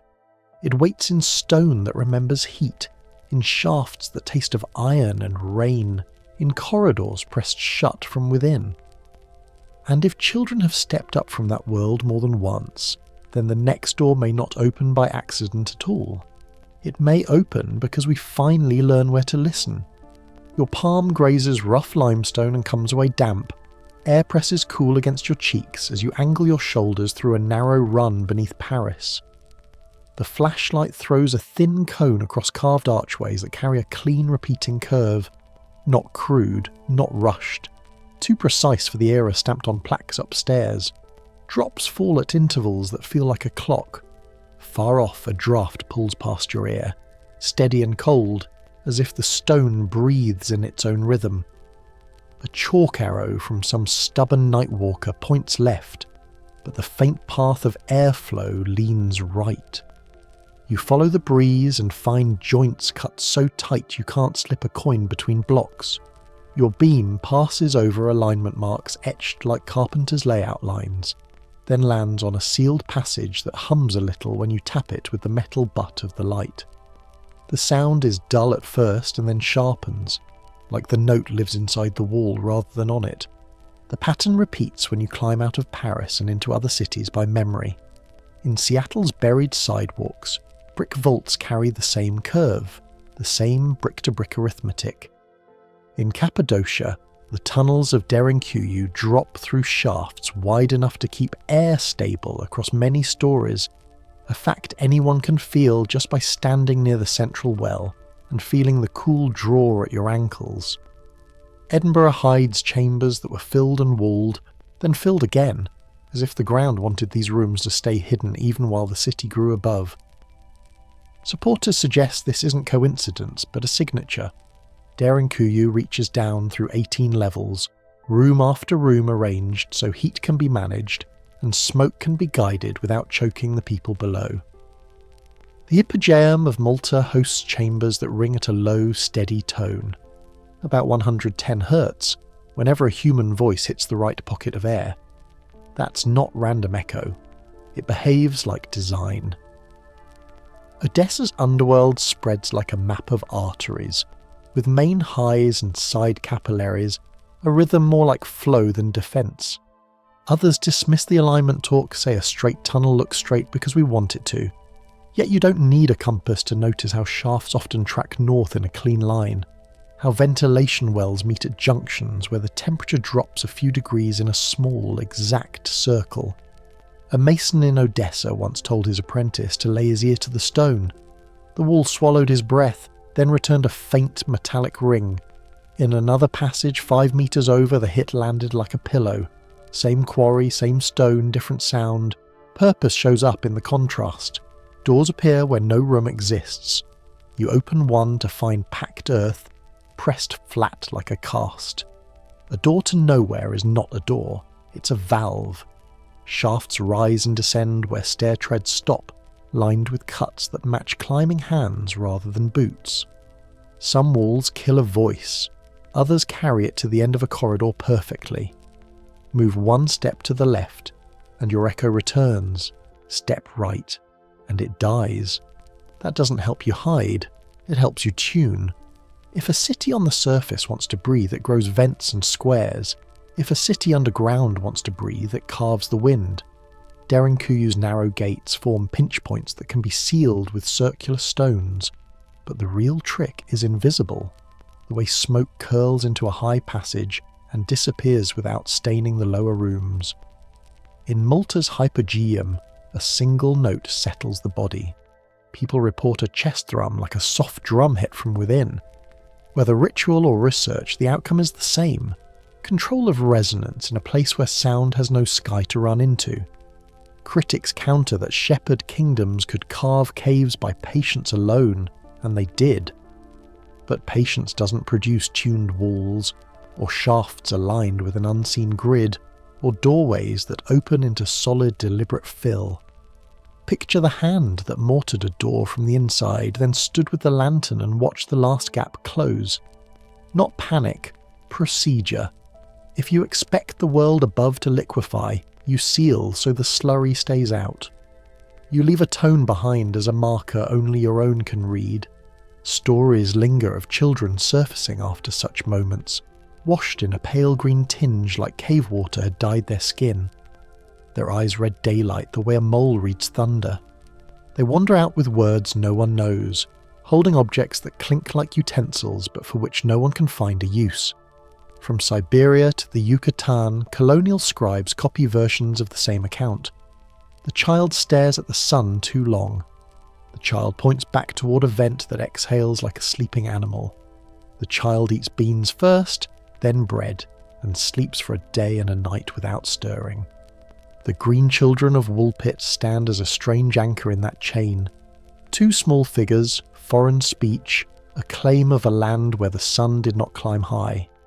Skeptics call it folk tale. Perhaps it is, yet its shape matches later notes. Pale faces from down below, a bridge across languages built slowly by food and months of quiet care. When the Orphan Trains rolled centuries later, the reports of odd words and unplaceable accents sounded different if you'd kept such older tales in a desk drawer of your mind. The engineering puzzle keeps folding back on purpose. In Odessa's spread of tunnels, water sits where it should, given gravity, but won't stagnate. That means movement. In Cappadocia, access stones lock from the inside with a logic that comes from drill, not panic. In Paris, the catacombs carry ordered stacks of bones, but the passages around them speak to an older agenda. Flow maintained at scale, stale air kept out by shape alone, the cold consistent where weight above fluctuates with seasons. A stonemason in Edinburgh runs a finger along a mortar line that predates the vault, credited to a later date. He can tell by the grit. Coarser, then finer, then gone. The wall grows younger while your hand walks along it, then older again, like layers of time packed tight and forgotten. He won't say it on record, but he says it loosely to a friend after a pint. There is a city inside the city that knows which way north is without seeing the sky. Some whisper that these networks were not just shelter, but system. Air moved with intent. Sound tuned for signal. Doors sealed not for fear, but for timing. If pressure pulses came in waves, ground turning to soup, then back to brick. Adults caught in the open would vanish while smaller bodies in cellars and tunnels survived. The children would wait for the hum to fade. They would find an ascent route lit by memory more than light. As the 19th century gathered steam, a different kind of tide moved people. Orphan trains pulled into towns and unloaded small hands and spare bundles. Reports of sealed chambers kept appearing during new construction. Work crews broke through floors and found stairs that ended in hard-packed silt. Officials called them hazards and poured them shut. The ledger never learned new words for the old rooms below. It learned new codes. Unsafe. Not to be entered. Fill before inspection. The pattern tilts in the light. Across continents, the same understreets, the same tuned voids, the same habit of doors that do not open where they should. If a civilization favoured the ground beneath as its true layer, it could ride out surface collapse. It could leave behind training wheels for the ones too young to read the plan, but strong enough to carry its rhythm in muscle memory. What waits if you go far enough? Some exploratory teams report a drop in temperature that arrives in a single footstep, then a faint grind of moving air where none should be. Others report a low tone felt more than heard, the kind of note that makes you swallow without meaning to. You lean your head against the stone and feel a slight vibration. The wall feels alive, or it simply holds the echo of a tool built to speak through rock. Supporters suggest that if Tartarian cities mapped the earth from underneath, their main avenues would still exist, plugged by collapse or by choice. They would be intact in long runs, dusted but whole, sealed where pressure would be worst. Somewhere a door stands behind a door, waiting for the right pressure shift, the right hands, the right patience. You turn off your light and let the dark close like cloth. The air on your face moves a little, then steadies. Stone cools your palm. In the stillness, a soft note seems to rise from the wall, as if the place is holding to a frequency no one topside remembers how to use. If these are arteries, they still carry something, and the thought lingers that the city you walk above is only the skin. Night windows glow in rows, and you catch the soft scrape of chalk on a school slate. A small hand draws a dome with a tiny sphere at its crown. Across town, a telegraph clicks through the dark like a metal heartbeat, and a new rail line threads itself across wet fields as if the path had been waiting. The story people tell is progress. The slower breath beneath it asks who found the plans. By the time those children were learning new alphabets, steel frames start rising into cold air. Lines stretch coast to coast at a pace that feels borrowed. Some whisper that the blueprints came from the ground itself, foundations uncovered, measurements taken, then copied under fresh seals. The scene plays quiet, almost polite, but the tempo feels wrong for an invention age that should have stumbled more than it sprinted. Let the frame widen. Within a single lifetime after old maps stopped printing Tartaria, cities blaze with wire and filament. Clinics adopt new methods near overnight. Schoolrooms recite the same lessons from Maine to Madras. Banks merge and issue notes that look nearly identical in towns that barely share a language. Others dismiss this as ordinary modernity. Still, the compression is stark. Ideas landing fully formed, not groping through trial the way craft usually learns. You run a finger along a ledger. The entry notes, premises purchased, prior works extant. No sketches attached, just a cost and a date. A municipal memo adds that an engineer cannot reproduce the curve. A sentence as plain as rain that hints at something older being repurposed while no one admits it. The result looks like achievement. The edges feel like inheritance. A surveyor in a wool coat stands on packed earth and reads a transit. He records a street grade above a stone arch that doesn't appear on the plan. The city's population will double next decade, yet the waterworks already fit a larger number. Census pages show households arriving to districts where drains, culverts and mysterious vaults are ready. Supporters suggest this is proof of deliberate reuse. Someone built over a script already written, and the actors only later fill the stage. Across the map, winners cluster where deep foundations cluster. Russia binds vast territories with rail and wire, while stonework older than the Tsars grounds its hubs. Britain spreads cables under seas and claims harbours whose approach channels seem dredged before the Empire needed them. America stacks soot-dark floors into the sky in cities where heavy ornate cores stand like anchors. Critics counter that industry expands where resources sit, not where ruins stand. But the overlap between buried architecture and accelerating power keeps showing up like a watermark. In a courthouse archive, a clerk stamps a deed that moves a grand building from a dissolving society to a ministry that did not exist 5 years earlier. The acquisition file includes a curious line. Builder unknown, style indeterminate. Architects give talks praising modern technique, then skirt questions about certain domes and their load paths. A few admit off to the side that they modelled their arches from an older specimen found beneath a newer facade. In a world sure of its own ingenuity, those quiet borrowings feel like confession. Meanwhile, classrooms change the rhythm of memory. Oral histories that used to travel through kitchens and winter fires start to thin as printed syllabi take their place.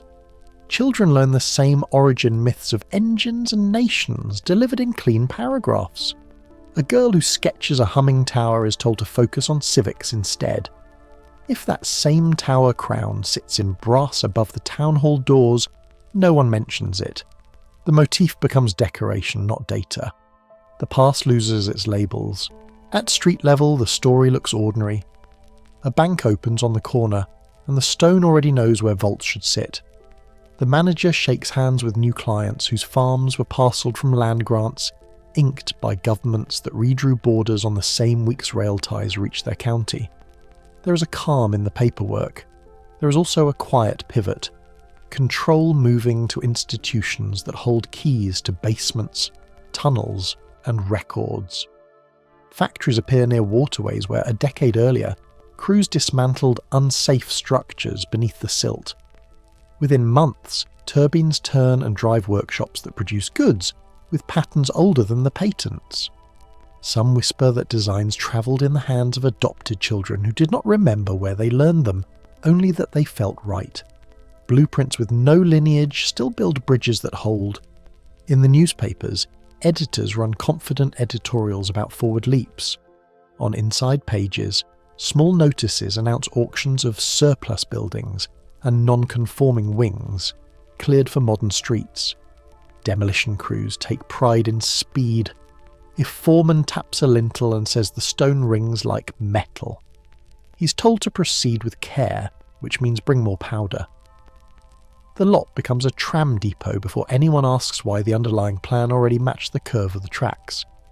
The people who benefit most stand at the crossroads of buried and new.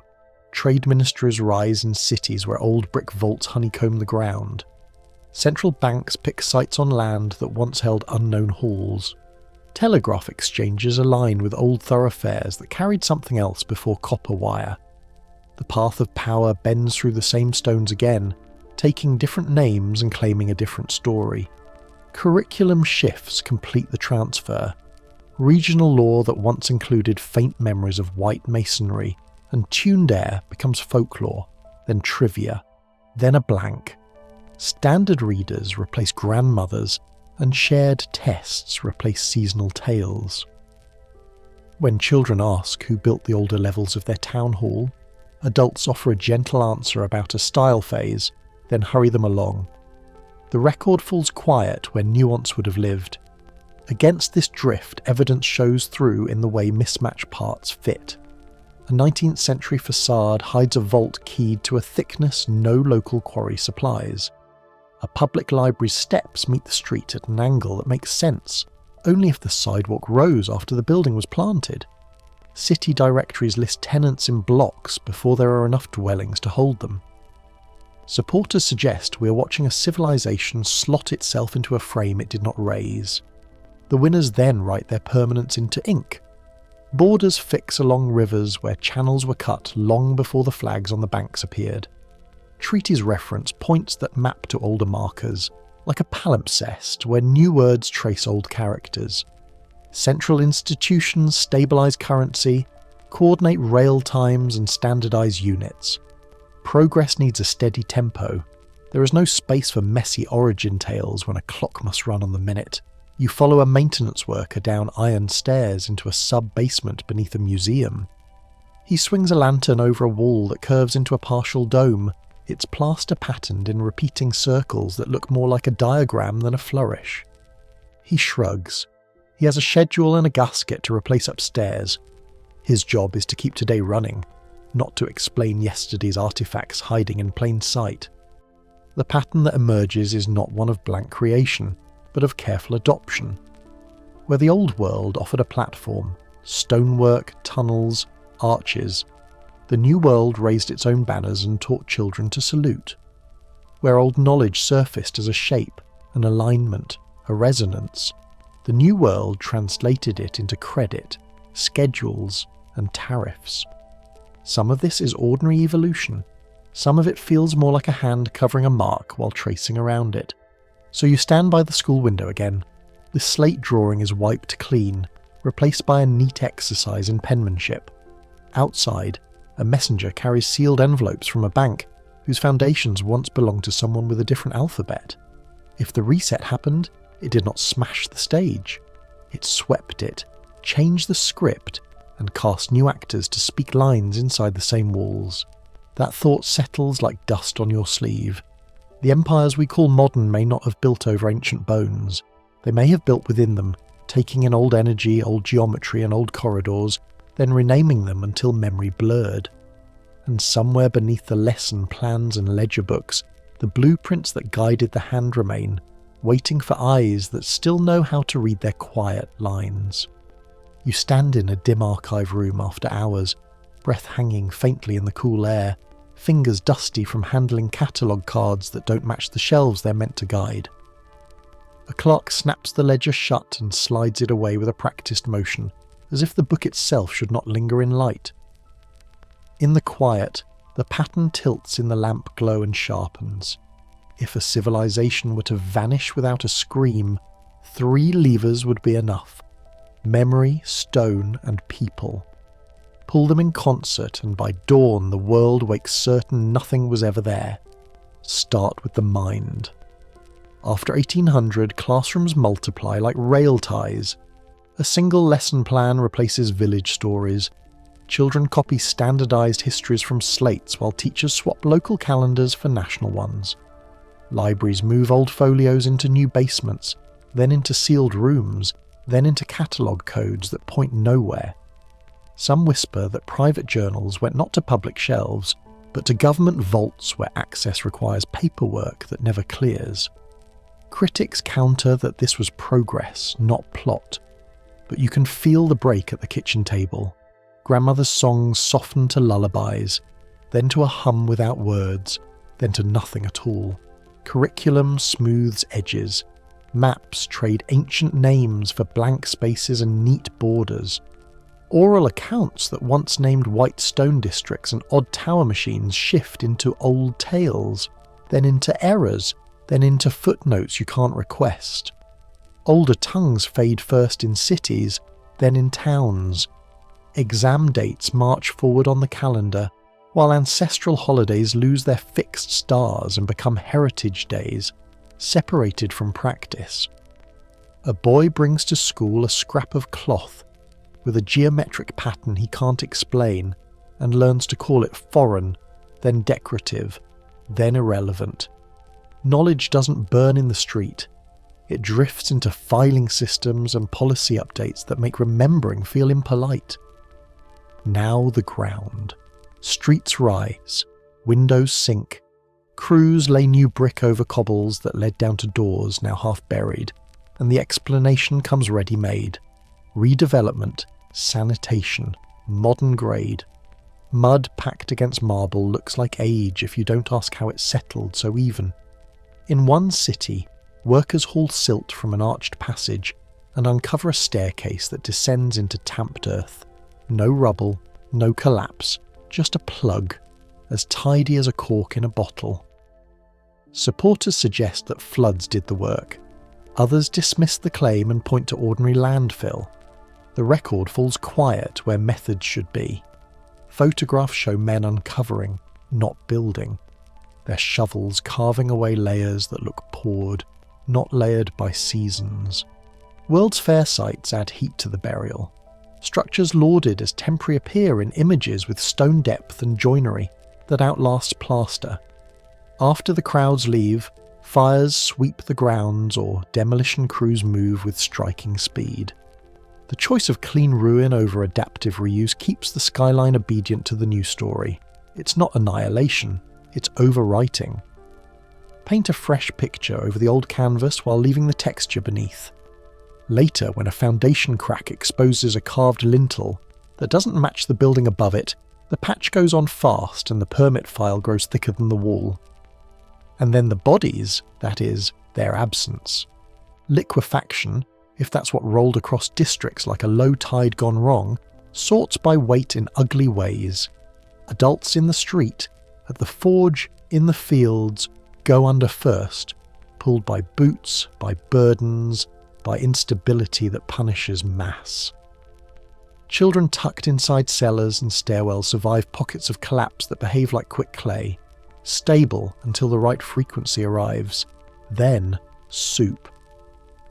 When the aftershake settles, you have houses layered with mud, ladders crusted to rungs, and small hands prying open windows that now meet ground. The next part needs organisation.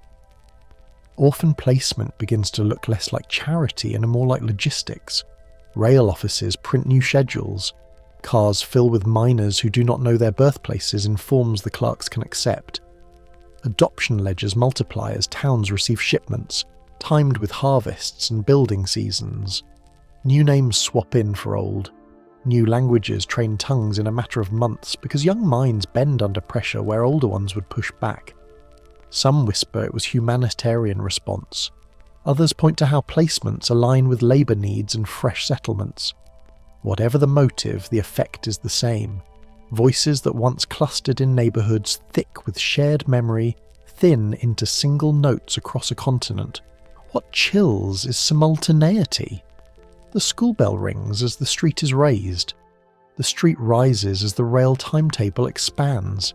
A librarian updates classification, while a work crew bricks a door to the depth where she would have shelved the book that explains the door. No single action proves design. Together they move like gears. In one port, a teacher's guide replaces a regional chronicle 2 weeks after the chronicle's printer goes out of business. In a dry valley, a courthouse renovation buries ground-level windows while a new policy bans digging below a defined grade without special approval. The rulebook and the shovel seem to speak to each other in a language of neat outcomes. In this light, the phrase memory removal looks less sinister and more banal. Meetings, signatures, committee votes. A clerk tapes a new map over an old one. A textbook swaps a plate of strange domes for a spread of cotton gins. A school inspector notes local superstition persists and recommends a unit on national heroes in its place. Then the architectural burial continues the lesson in brick. Doors that once opened to street now open to soil, so no one asks who used them. Tunnels that once breathed now serve as convenient drain lines until silt chokes them to a hush. Population replacement completes the circuit. Children transplanted to farms, mills and boarding houses grow up fluent in the years ahead, not the world behind. Their drawings of unfamiliar spires join class art on the wall, until the teacher tidies the room and the drawings disappear into the bin. A young woman with a habit of sketching circular plazas becomes a city clerk who approves a roundabout. A young man whose hands remember coils and crowns hires on at a power station and solves a hum in the line by feel. The past doesn't vanish. It rephrases itself in useful work while its origin story dissolves. If these three mechanisms move together, the erasure could finish inside a single lifetime. Grandparents die. Parents were lost to the ground. Children become adults who learn to forget in order to belong. By the time someone writes a history, the sources they need have been repurposed into fill dirt and policy binders. What survives lies where the air is cold and still, under streets, behind sealed arches, in vaults with catalogue numbers that route to restricted. In the ashes of fairgrounds where ornate iron curled like paper, you can sift and find shapes that don't match the blueprint of a temporary stage. In the families that took in small travellers with no past, you can still hear recipes for festivals that no calendar recognises. Critics counter that coordination on this scale demands an architect with a stable hand. Others dismiss any central plan and argue that industrial growth creates fog even when no one intends it. The truth, perhaps, sits in the middle. 1,000 small incentives pulling in the same direction, nudged by those who benefited most when the old maps went dim. You don't need a conductor if the instruments are tuned to the same simple song, progress first, questions later. So you return to the archive room. The lamp hums. The ledger that shouldn't exist begins to exist again when you tug it forward from the shelf and let it breathe. If stones still hold doorways below our feet, if syllabus changes still echo in how we name the world, if descendants of those trains still wake with dreams they can't trace, then the reset did not crush a people. It blurred them into us. Which leaves a quiet, stubborn question hanging in the air like dust motes in lamplight. Who wanted forgetting to feel like modern life? And what did they fear we would remember if we dug too deep? Night air sifts through the carriage, cool against a child's cheek. The window rattles softly, a ribbon of coal smoke bending past like a slow river.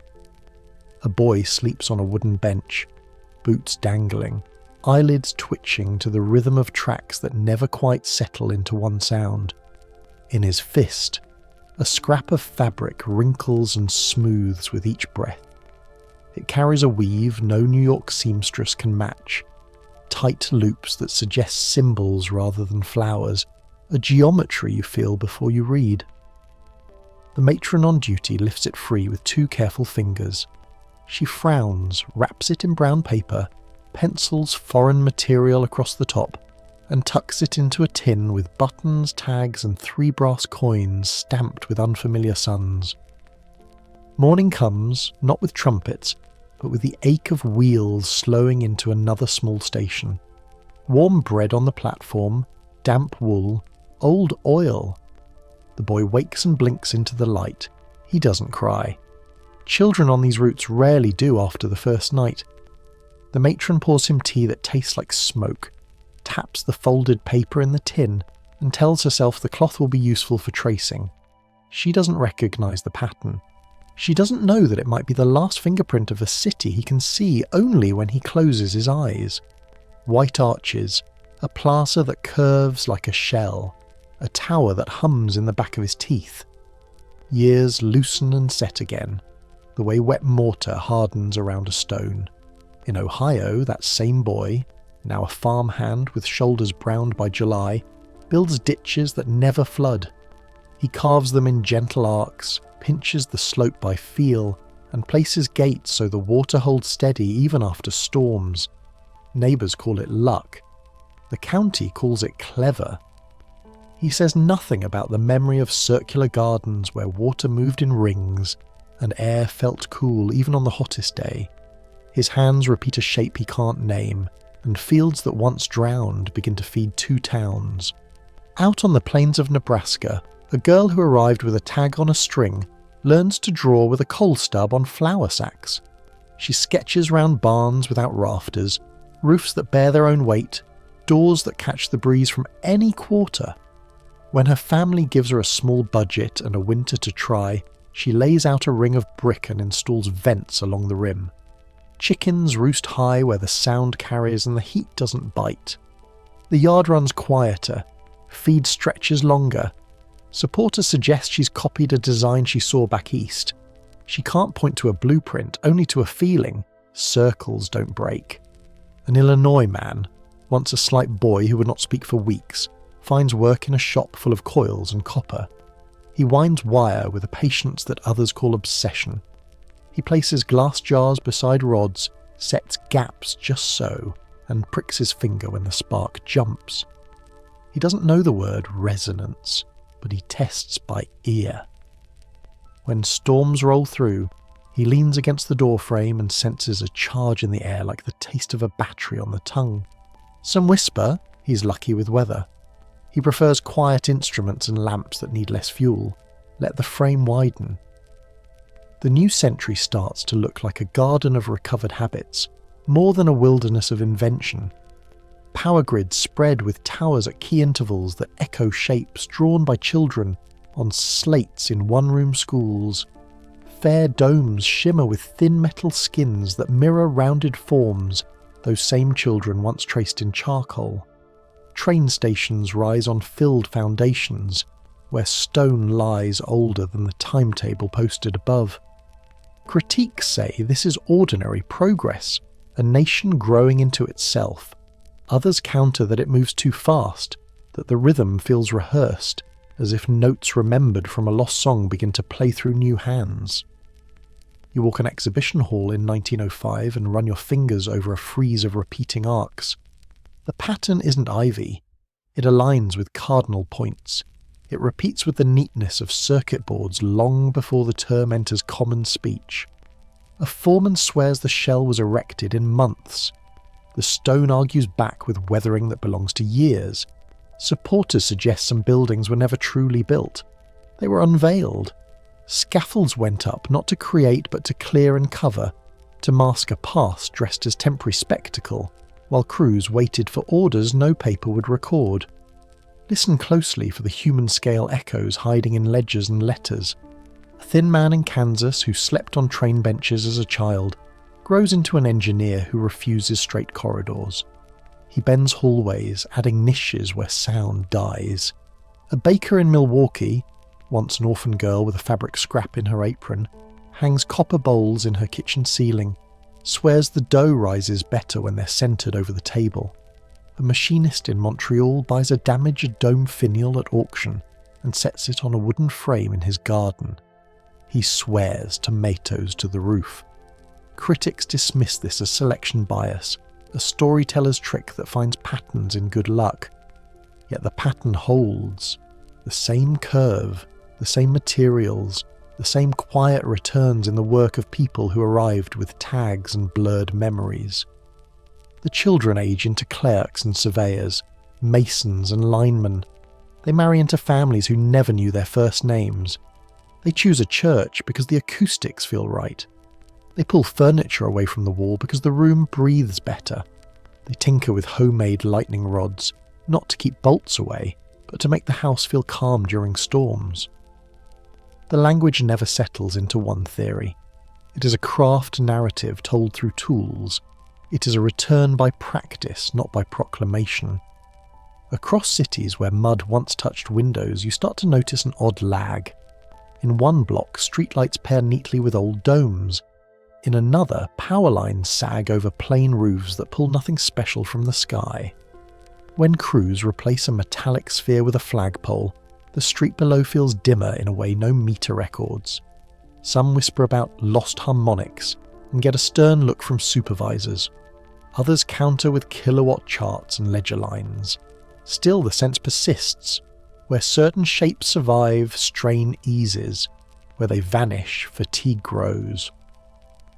One story lands like a soft weight on the table. A retired switchman, adopted out of a Boston depot, kept a sketch of an oval plaza in his wallet for 50 years. He couldn't say where he saw it. He only knew that in the oval, voices carried without effort and the air felt mild. He took the sketch out when he felt cornered by debt or grief. He ran a finger around the curve until his breath slowed. He built a small garden with an oval bed behind his house and sat there on hot evenings when the city stank of smoke. His neighbours thought he fussed over shapes. He called it common sense. A way to feel less tired without whiskey. Widen again. Factories hum. Telegraphs give way to telephones. The first radio sets crackle in rooms that still have a stove in the corner. We call it the dawn of the modern age. Supporters suggest it is also a late harvest. Children turned adults, translating memories into tools, rebuilding parts of a vanished system one intuition at a time. The world does not return whole. It grows in patches, where hands recall what minds can't tell, and the map changes. Not because we invent from nothing, but because we remember in fragments. A harder thought lurks at the edge of the ledger. What if those train routes were not random compassion?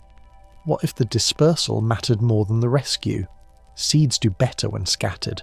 They don't dominate the garden, but they alter it. A child placed in Oregon designs a water wheel with unusual paddles. Another, sent to Georgia, builds a granary with no draft. No one connects them as a set. The techniques spread without a story attached. Critics counter that this is survivorship bias, that we notice the orphans who made good and forget the rest. Maybe, or maybe the ratio was the point. Dilute memory, keep technique. By the 1920s, something like a second tongue moves in workshops and on job sites. Not words, habits. You watch a bricklayer pause at the corner, tilt his head as if listening to an old song, and knock 2 rows flat to get the echo right. You see an electrician ground a line to a copper plate under a porch, and then place a bowl of water nearby, as if the house needed a drink. He laughs when asked. "Old trick," he says. "From who?" He shrugs. "Someone showed me, long time ago." You don't press, you recognise the line that won't be crossed, then the quiet breath you've been tracking through the decade steps closer. Another child sleeps on another bench, a generation later, a tag tied to her sleeve with a name she won't keep. In her pocket, a button from a coat that never fit. The train slows. The guard yawns. The matron, older now, opens a tin and sets the wrapped foreign material on top, as if to remind herself to file it. The paper has softened along the folds. When she lifts it, the pattern beneath looks like a map of currents, a code in loops and lines. If memory can pass through hands, if knowledge hides in the body when words are taken, then perhaps the old world didn't end. It sank into people. Which raises a small, steady question that won't sleep. If a garden can regrow from scattered seed, what else has been waiting, quiet, under our feet? Your heel scuffs on wet concrete, and the sound drops farther than it should, slipping into a cavity under Seattle that city maps barely hint at. The morning air holds that faint tide smell, cold and metallic, while a drill thrums 2 blocks away. Workers lean over a square cut from the sidewalk and shine a light into a stairwell of old red brick. Steps fall into packed earth, not a basement. Someone wraps the handrail with a wrench. A clean, bell-like note climbs up the shaft and hangs in the cool air, before fading into the aftering of traffic. You pass a cast-iron sidewalk hatch, bolted shut. Dust sifts out of its seams like flour. A tour guide, a street over gestures at a blocked doorway half a level below your shoes and talks about the old street line in a tone that says fun fact, not warning label. But the odd detail is what your ears keep catching. The echo takes a second longer to come back than a small room would allow. The ground has hollows. It exhales like a lung. Across the ocean, a tunnel borer in Rome nicks a wall and taps into a room that no blueprint expected. Then the room opens into a hallway, then stairs. Subway workers set cones and tape, snap a few photos of arches older than their city's official bones, and pour concrete to stabilise the line. The next day, the world moves on. A similar story plays out in Boston, when a bricked arch appears during the Big Dig, crisp joints, soot on the lintel, and no one ready to say why a colonial tunnel had finished masonry more suited to a bank. In Melbourne, a crew breaks through a basement wall of a shop being renovated and finds a sealed door. The hinges face inward. The wood creaks, and behind it sits a corridor with a curved ceiling and a faint chalk mark on the stone, a circle crossed by 4 lines like a compass. City engineers take measurements, shake their heads, and tell the contractor to fill and shore. Instability is the word. Time pressure is the reason. The corridor vanishes behind blocks and slurry as if it never breathed air. The pattern tilts in the light, and its meaning sharpens. Sites that reveal too much get labelled hazard.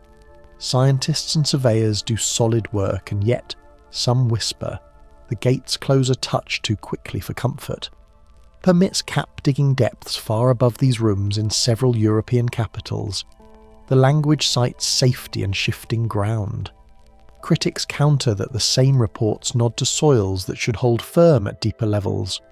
Projects pause, pending review, and stay paused through 3 election cycles. Add in the renovation veil, entire blocks go behind scaffolding for facade upgrades that last half a decade. Streets detour. Windows go dark behind burlap. A worker on smoke break says they hit old stuff under the corner and had to bring in specialists. After that, no one with a hard hat he doesn't know crosses that tape again. Others dismiss this as rumour. Maybe it is. But every city has a story about a job site where the ground opened and the job went quiet. Meanwhile, the earth misbehaves in small, telling ways. In Turkey, rains and quakes conspire, and a sinkhole yawns in a field, exposing a staircase that curves down into cool chalk air. In India, a flood pulls back and leaves a doorway in a dry riverbed. Lintel carved with sharp grooves that look more technical than ornamental. In the Midwest, a dead mall meets a backhoe, and beneath its slab lies not dirt but a lower floor. Shelves still bolted to a tile grid, and below that a crawl space that rattles like a drum when tapped. None of these scenes prove a single theory. They do create a rhythm, openings appear, photos circulate briefly, officials cite safety, voids get sealed. The record falls quiet. Supporters suggest this is not a string of isolated oddities but a web. Pull one thread in Rome and a brick shifts in Boston. Lift a slab in Seattle and the echo answers in Edinburgh.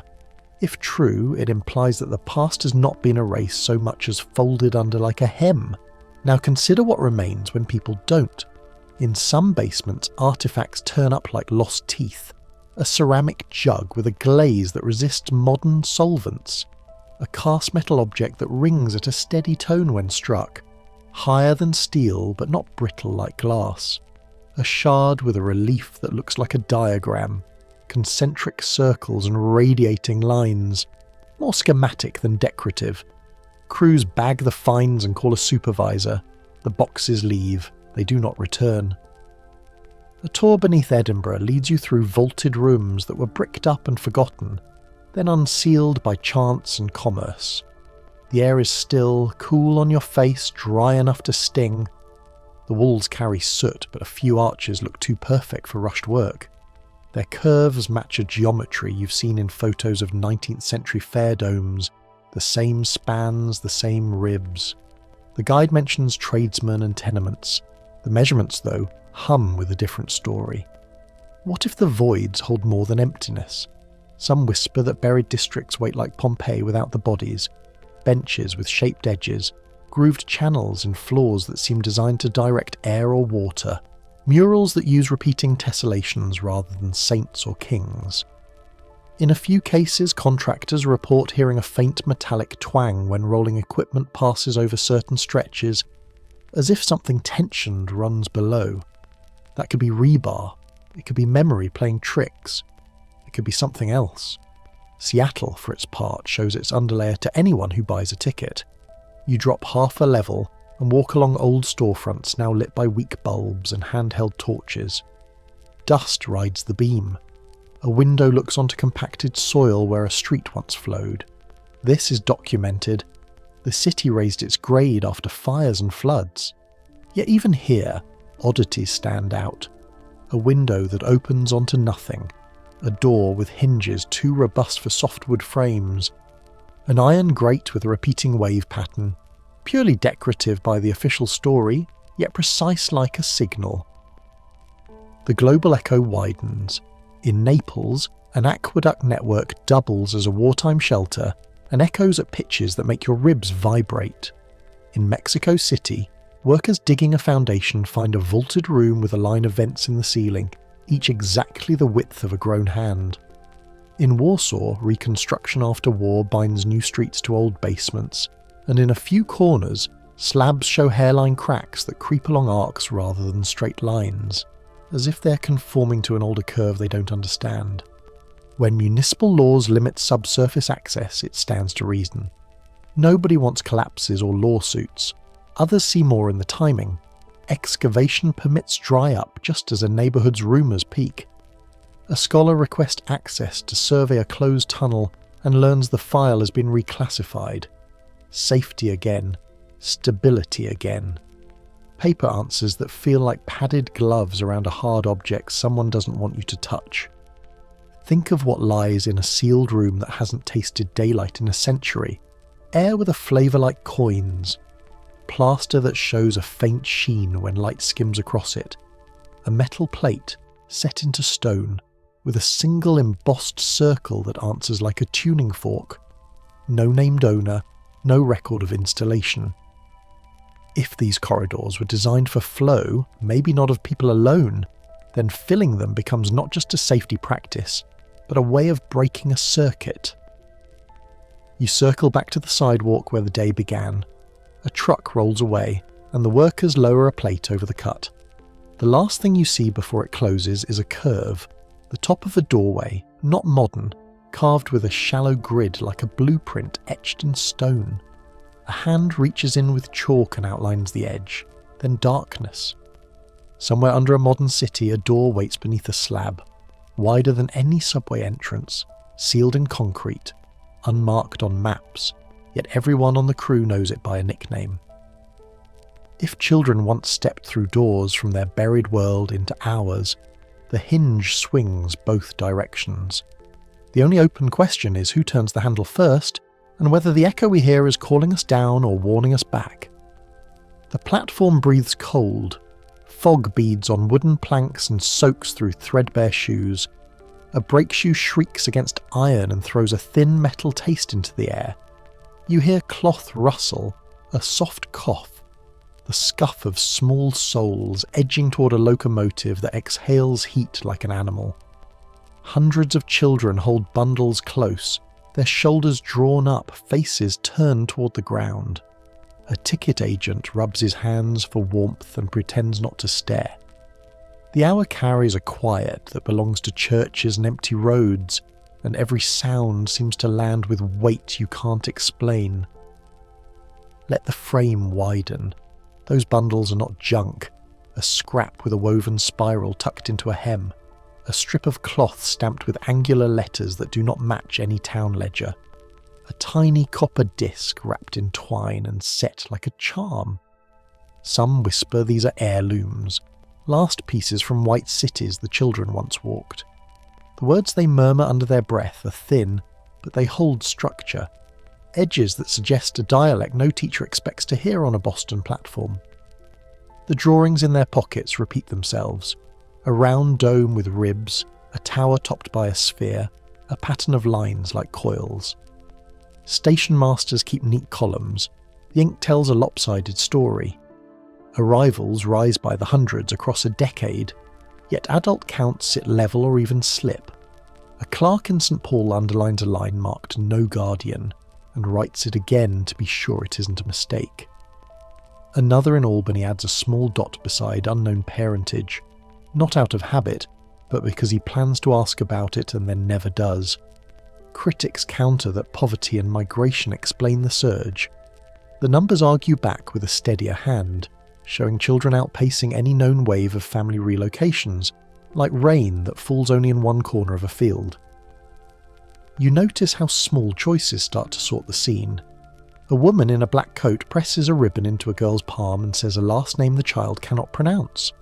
A farmer lifts a boy's chin, checks his teeth, and nods to a conductor with the air of a man who just bought a plough. There is kindness here, and there is barter. Supporters suggest the trains saved lives, and many testimonies say they did. But look at the speed. Look at the rails crisscrossing a continent like threads on a loom designed to scatter, to thin, to make sure no cluster of memory grows thick enough to knit itself back together. A boy uncurls a sketch. The paper smells faintly of tallow from a lamp long gone. His pencil has found the same curve over and over. A sphere perched on a column that narrows, bands carved into its skin like the voice lines of a record. He draws windows at ground level, then draws another set below them, as if the earth cut the building in half and kept the lower part. He does not smile when a grown man tells him it is a pretty dream. He shades the dome with care and adds 3 small shapes at its base, the way someone draws steps they remember climbing. You hear a story slip in sideways. A carriage driver in Cleveland insists he once carried 12 children to a church hall and watched them line up for stew without a single adult to speak for them. He remembers a boy tapping the pew and putting his ear to the wood, as if listening for a tone. Later he hears the boy humming one long note beneath his breath, low and steady, and for a moment the driver feels the floor shake. He says nothing because hunger is the only subject people allow. Every ledger page is a face that failed to arrive. No mothers matching initials. No fathers claiming a child who shares his jawline. The arithmetic is not cruel on its own. It is cruel because it demands an answer. If adults did not accompany them, where were they? Some whisper the ground itself took weight first, pulling down the heavy and leaving the light tucked into stairwells and cellars. Others dismiss pulse theories and talk instead about epidemics, about war, about the slow grind of city life. The platform cares for none of it. It holds 2 truths: the number of children and the thin line of steam feathering into the grey. The trains do not arrive by accident. Notices go out. Committees arrange bunks and basins in town halls. A man with a pen and clean cuffs reads from a list. He says he will process placements. You watch as pairs form. One child to a couple who need help with spring planting. One to a shopkeeper whose wife wants company. Supporters suggest reformers meant well. The system still aches where the oversight failed. The pattern tilts in the light, and its meaning sharpens. This feels less like rescue and more like distribution. Not a homecoming, but a parcel route. Hold that thought by the edges. What if these children carry more than grief? A girl in Iowa, placed with a family that keeps a proper garden, begins to draw circles in the dirt before planting. Her corn grows taller in arcs. She insists it needs the curve. No one taught her that. She cannot say why.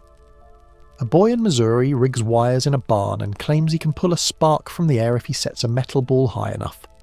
He shocks himself and laughs through tears he doesn't understand. Their hands remember more than their mouths. This is the hardest part to say plainly. The dispersal was thorough. Each town took a few. The next town took a few more. No cluster large enough to swap words long enough to revive an alphabet, to compare sketches, to lay old street plans on new land and see if they align. It is efficient. It is merciful in places, brutal in others. And it has a side effect no pamphlet ever names. It shreds the witness into threads so thin each thread doubt itself. The platform's smell shifts as the sun lifts. Coal smoke thins. Wet wood dries at the edges. A small boy ties a strip of patterned cloth around his wrist. The knot is clumsy. He uses his teeth to pull it tight. A woman tells him he can keep it until it falls off, then gives him a fork and a slice of bread. He does not thank her because the word he wants is not the one she would understand. He carries it anyway. You've heard the phrase, "from nowhere." It fits neatly into a headline. It does not fit here. The children who stepped into these towns had origins, just not origins that schools kept. Their objects speak in symbols. Their murmurs bend towards sounds that do not sit inside English or German or Irish. They look around like people who expect to see a white facade appear when mist lifts, and grow still when it does not. The scene continues after the train pulls away. An empty track hums for a moment with a dying note. Only the child with the ribbon turns to hear. He squints toward the far end of the platform and looks down instead at his shoes, then at the knotted strip on his wrist, then at the reflection of sky in a puddle that is already drying at the margins. He steps over it and follows the woman in the black coat to a wagon that smells faintly of soap and hay. Where does this leave us? With an image of transfer rather than abandonment. With the idea that those fog-heavy mornings were customs, stations between worlds. One receding under layers of new streets and new names. One rising on its back and calling itself modern. If that is even close to the truth, the smallest hands carried the passcodes. And somewhere, out beyond the last siding, there are still doors set in earth that know their names.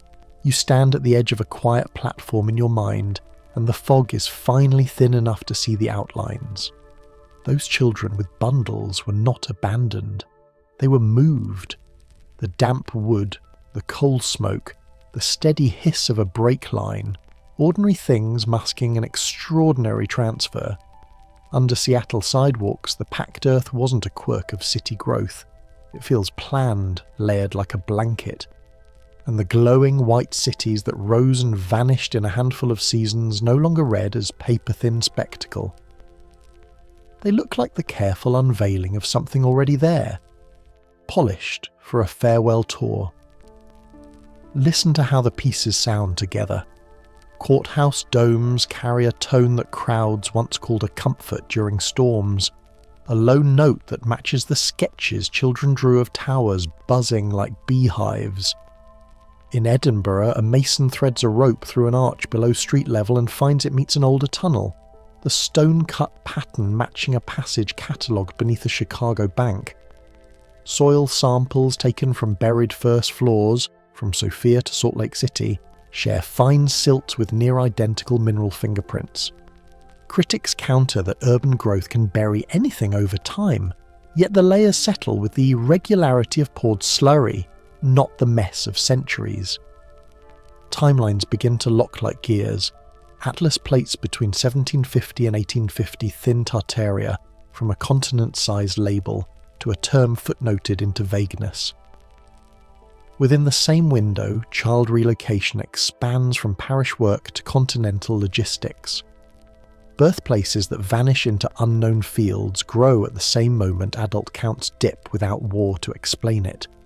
In cities where domed structures cluster, excavation shows deeper burial. 2, sometimes 3 floors smothered, while upland towns with few such crowns barely lose a step to the mud. Supporters suggest proximity to those towers wasn't aesthetic. It was functional and dangerous when a system failed. Follow the lives carried forward in small hands. A machinist in Kansas draws coil arcs from memory and builds a rural power yard that should sputter but runs smooth through storms.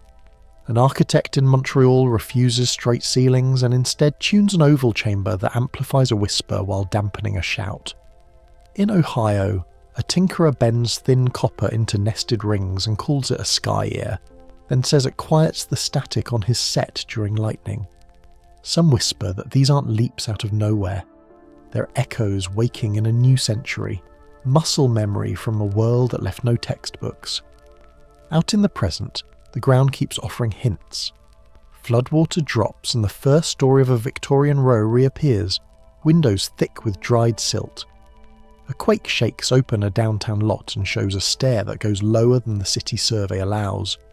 A crew removes a parking deck and hits a corridor lined with tiles that ring like a fork on crystal. Children today draw spiraled spires on school paper without seeing the old sketches. Their parents shrug and hang the art on the fridge. It's easy to smile at it. It's harder to ignore the way those lines match older lines saved in an orphan ledger. Let the pattern tilt in the light.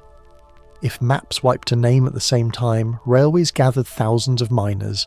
If the soil set like poured mud across districts where towers clustered. If discarded, temporary palaces matched engravings from a supposed folk empire, then the story of invention and growth starts to look crowded. Others dismiss this as coincidence stitched into a myth. The truth, perhaps, is that history absorbed a transfer it didn't understand and renamed it progress. Not a clean replacement, a graft. You can feel it in the texture of civic buildings that predated their city's wealth. In Ottawa, a brass sphere atop a dome disappeared during a renovation, filed as ornamental removal. In Tbilisi, a stairwell curves to an entrance that opens into soil like cement. In Lima, a theatre's ceiling carries a repeating wave pattern that doubles as ventilation and acoustic guide. Workers who keep their heads down notice these things first. A hand on a column counts the chill in green stone that shouldn't hold cold in summer. A carpenter pries up a floorboard and sees older joists set at angles that match nothing in the new plan. When lines align across a map, we call it infrastructure. When eras align, we reach for other words: heritage, diffusion, law. The calendar here offers its own alignment. Orphan Train ledgers crest after the label Tartaria thins to a rumour. Reports of liquefaction spike in places that later need their streets raised. Burial depths, again, thicken near buildings with domes and metal crowns. It's one thing to file each piece alone. It's another to watch the decades thread them into a schedule. The bloodline story stays quiet because it lives in kitchens, barns, garages. A woman in Iowa hums while she draws floor plans, and her son notices that her rooms always prefer curved corners. A man in Tasmania builds a windmast with 3 copper rings, swears it eases his lights through blackouts, and can't say where he learned that spacing. Supporters suggest the mind stores shapes it can't name, then rebuilds them when the world offers the right materials. It's memory without the story attached. Meanwhile, the ground keeps breathing under us. Construction noise thuds, then drops into a hollow note. Crows scatter from a fenced lot that no one seems to finish. A foreman signs a non-disclosure, then goes home and tells his partner only that today's dig smelled like wet coins. In a suburb outside Krakow, spring floods peel away soil behind a shop and show a bricked arch. The owner calls for a permit, then boards it over when the form asks too many questions. Secrets do not stay buried forever, but they do wait for timing. The old world's frequency sometimes peeks through. In a courthouse in Mississippi, you can clap under the dome and hear a soft echo that lingers like a held breath. In a monastery near Irkutsk, a winter wind turns the metallic cap into a faint note that rattles dentures in the front pews. Children who grew up to forget the platforms nevertheless keep flinching at storms and smiling in galleries with high rotundas. If a grid once pulled power from the air, a city might still hum with a tune those who survived know in their bones. So the question turns. It's less what happened, and more when does it start waking up? History likes straight lines, but the ground under cities moves in loops. A reset plants new seeds in old soil, then years later the soil gives back. The White City burned, and yet the shapes return in municipal buildings with new names. The tunnels sealed, and yet the corridors keep appearing under saw teeth of concrete. The platforms emptied, and yet the sketches recur in small hands with no prompt. Consider how a rehearsal works. You run the scenes quietly, learn the marks, strip the set, and let the room hold the rhythm until the curtain goes up. Those foggy platforms may have been that kind of night. A transfer in soft shoes, no speeches, no headlines that say empire or end. Just the shunt of a rail car, the clack of a ledger, the calm faces of people doing a job they believed was mercy. If the loop closes, it won't arrive with trumpets. It will sound like a drill hitting a vault and ringing higher than rock. It will smell like ozone after rain in a hallway no one has walked in 100 years. It will look like a blueprint sketched by a child who has never seen a copper dome, and yet draws the bolt at its peak without help. When that feeling gathers in enough places at once, maps will need a new word that is an old word. You might pass the door on your way to work tomorrow. Concrete hides it, and a sign says, renovation. The crew drinks coffee and talks football. One of them, the one with a scar on his knuckle, keeps glancing at a spot where the floor sounds thin. He doesn't know why. He only knows the note that lingers when his boot taps there makes his teeth buzz. Somewhere else, a librarian pulls a book that shouldn't be in her catalogue and traces a border labelled with a name that refuses to stay extinct. When that name finds its air again, the world won't end. It will remember. And the platforms, those quiet mornings with small hands and wool coats, will read less like loss and more like the start of a return, timed for a century that finally hears the low note humming under its feet.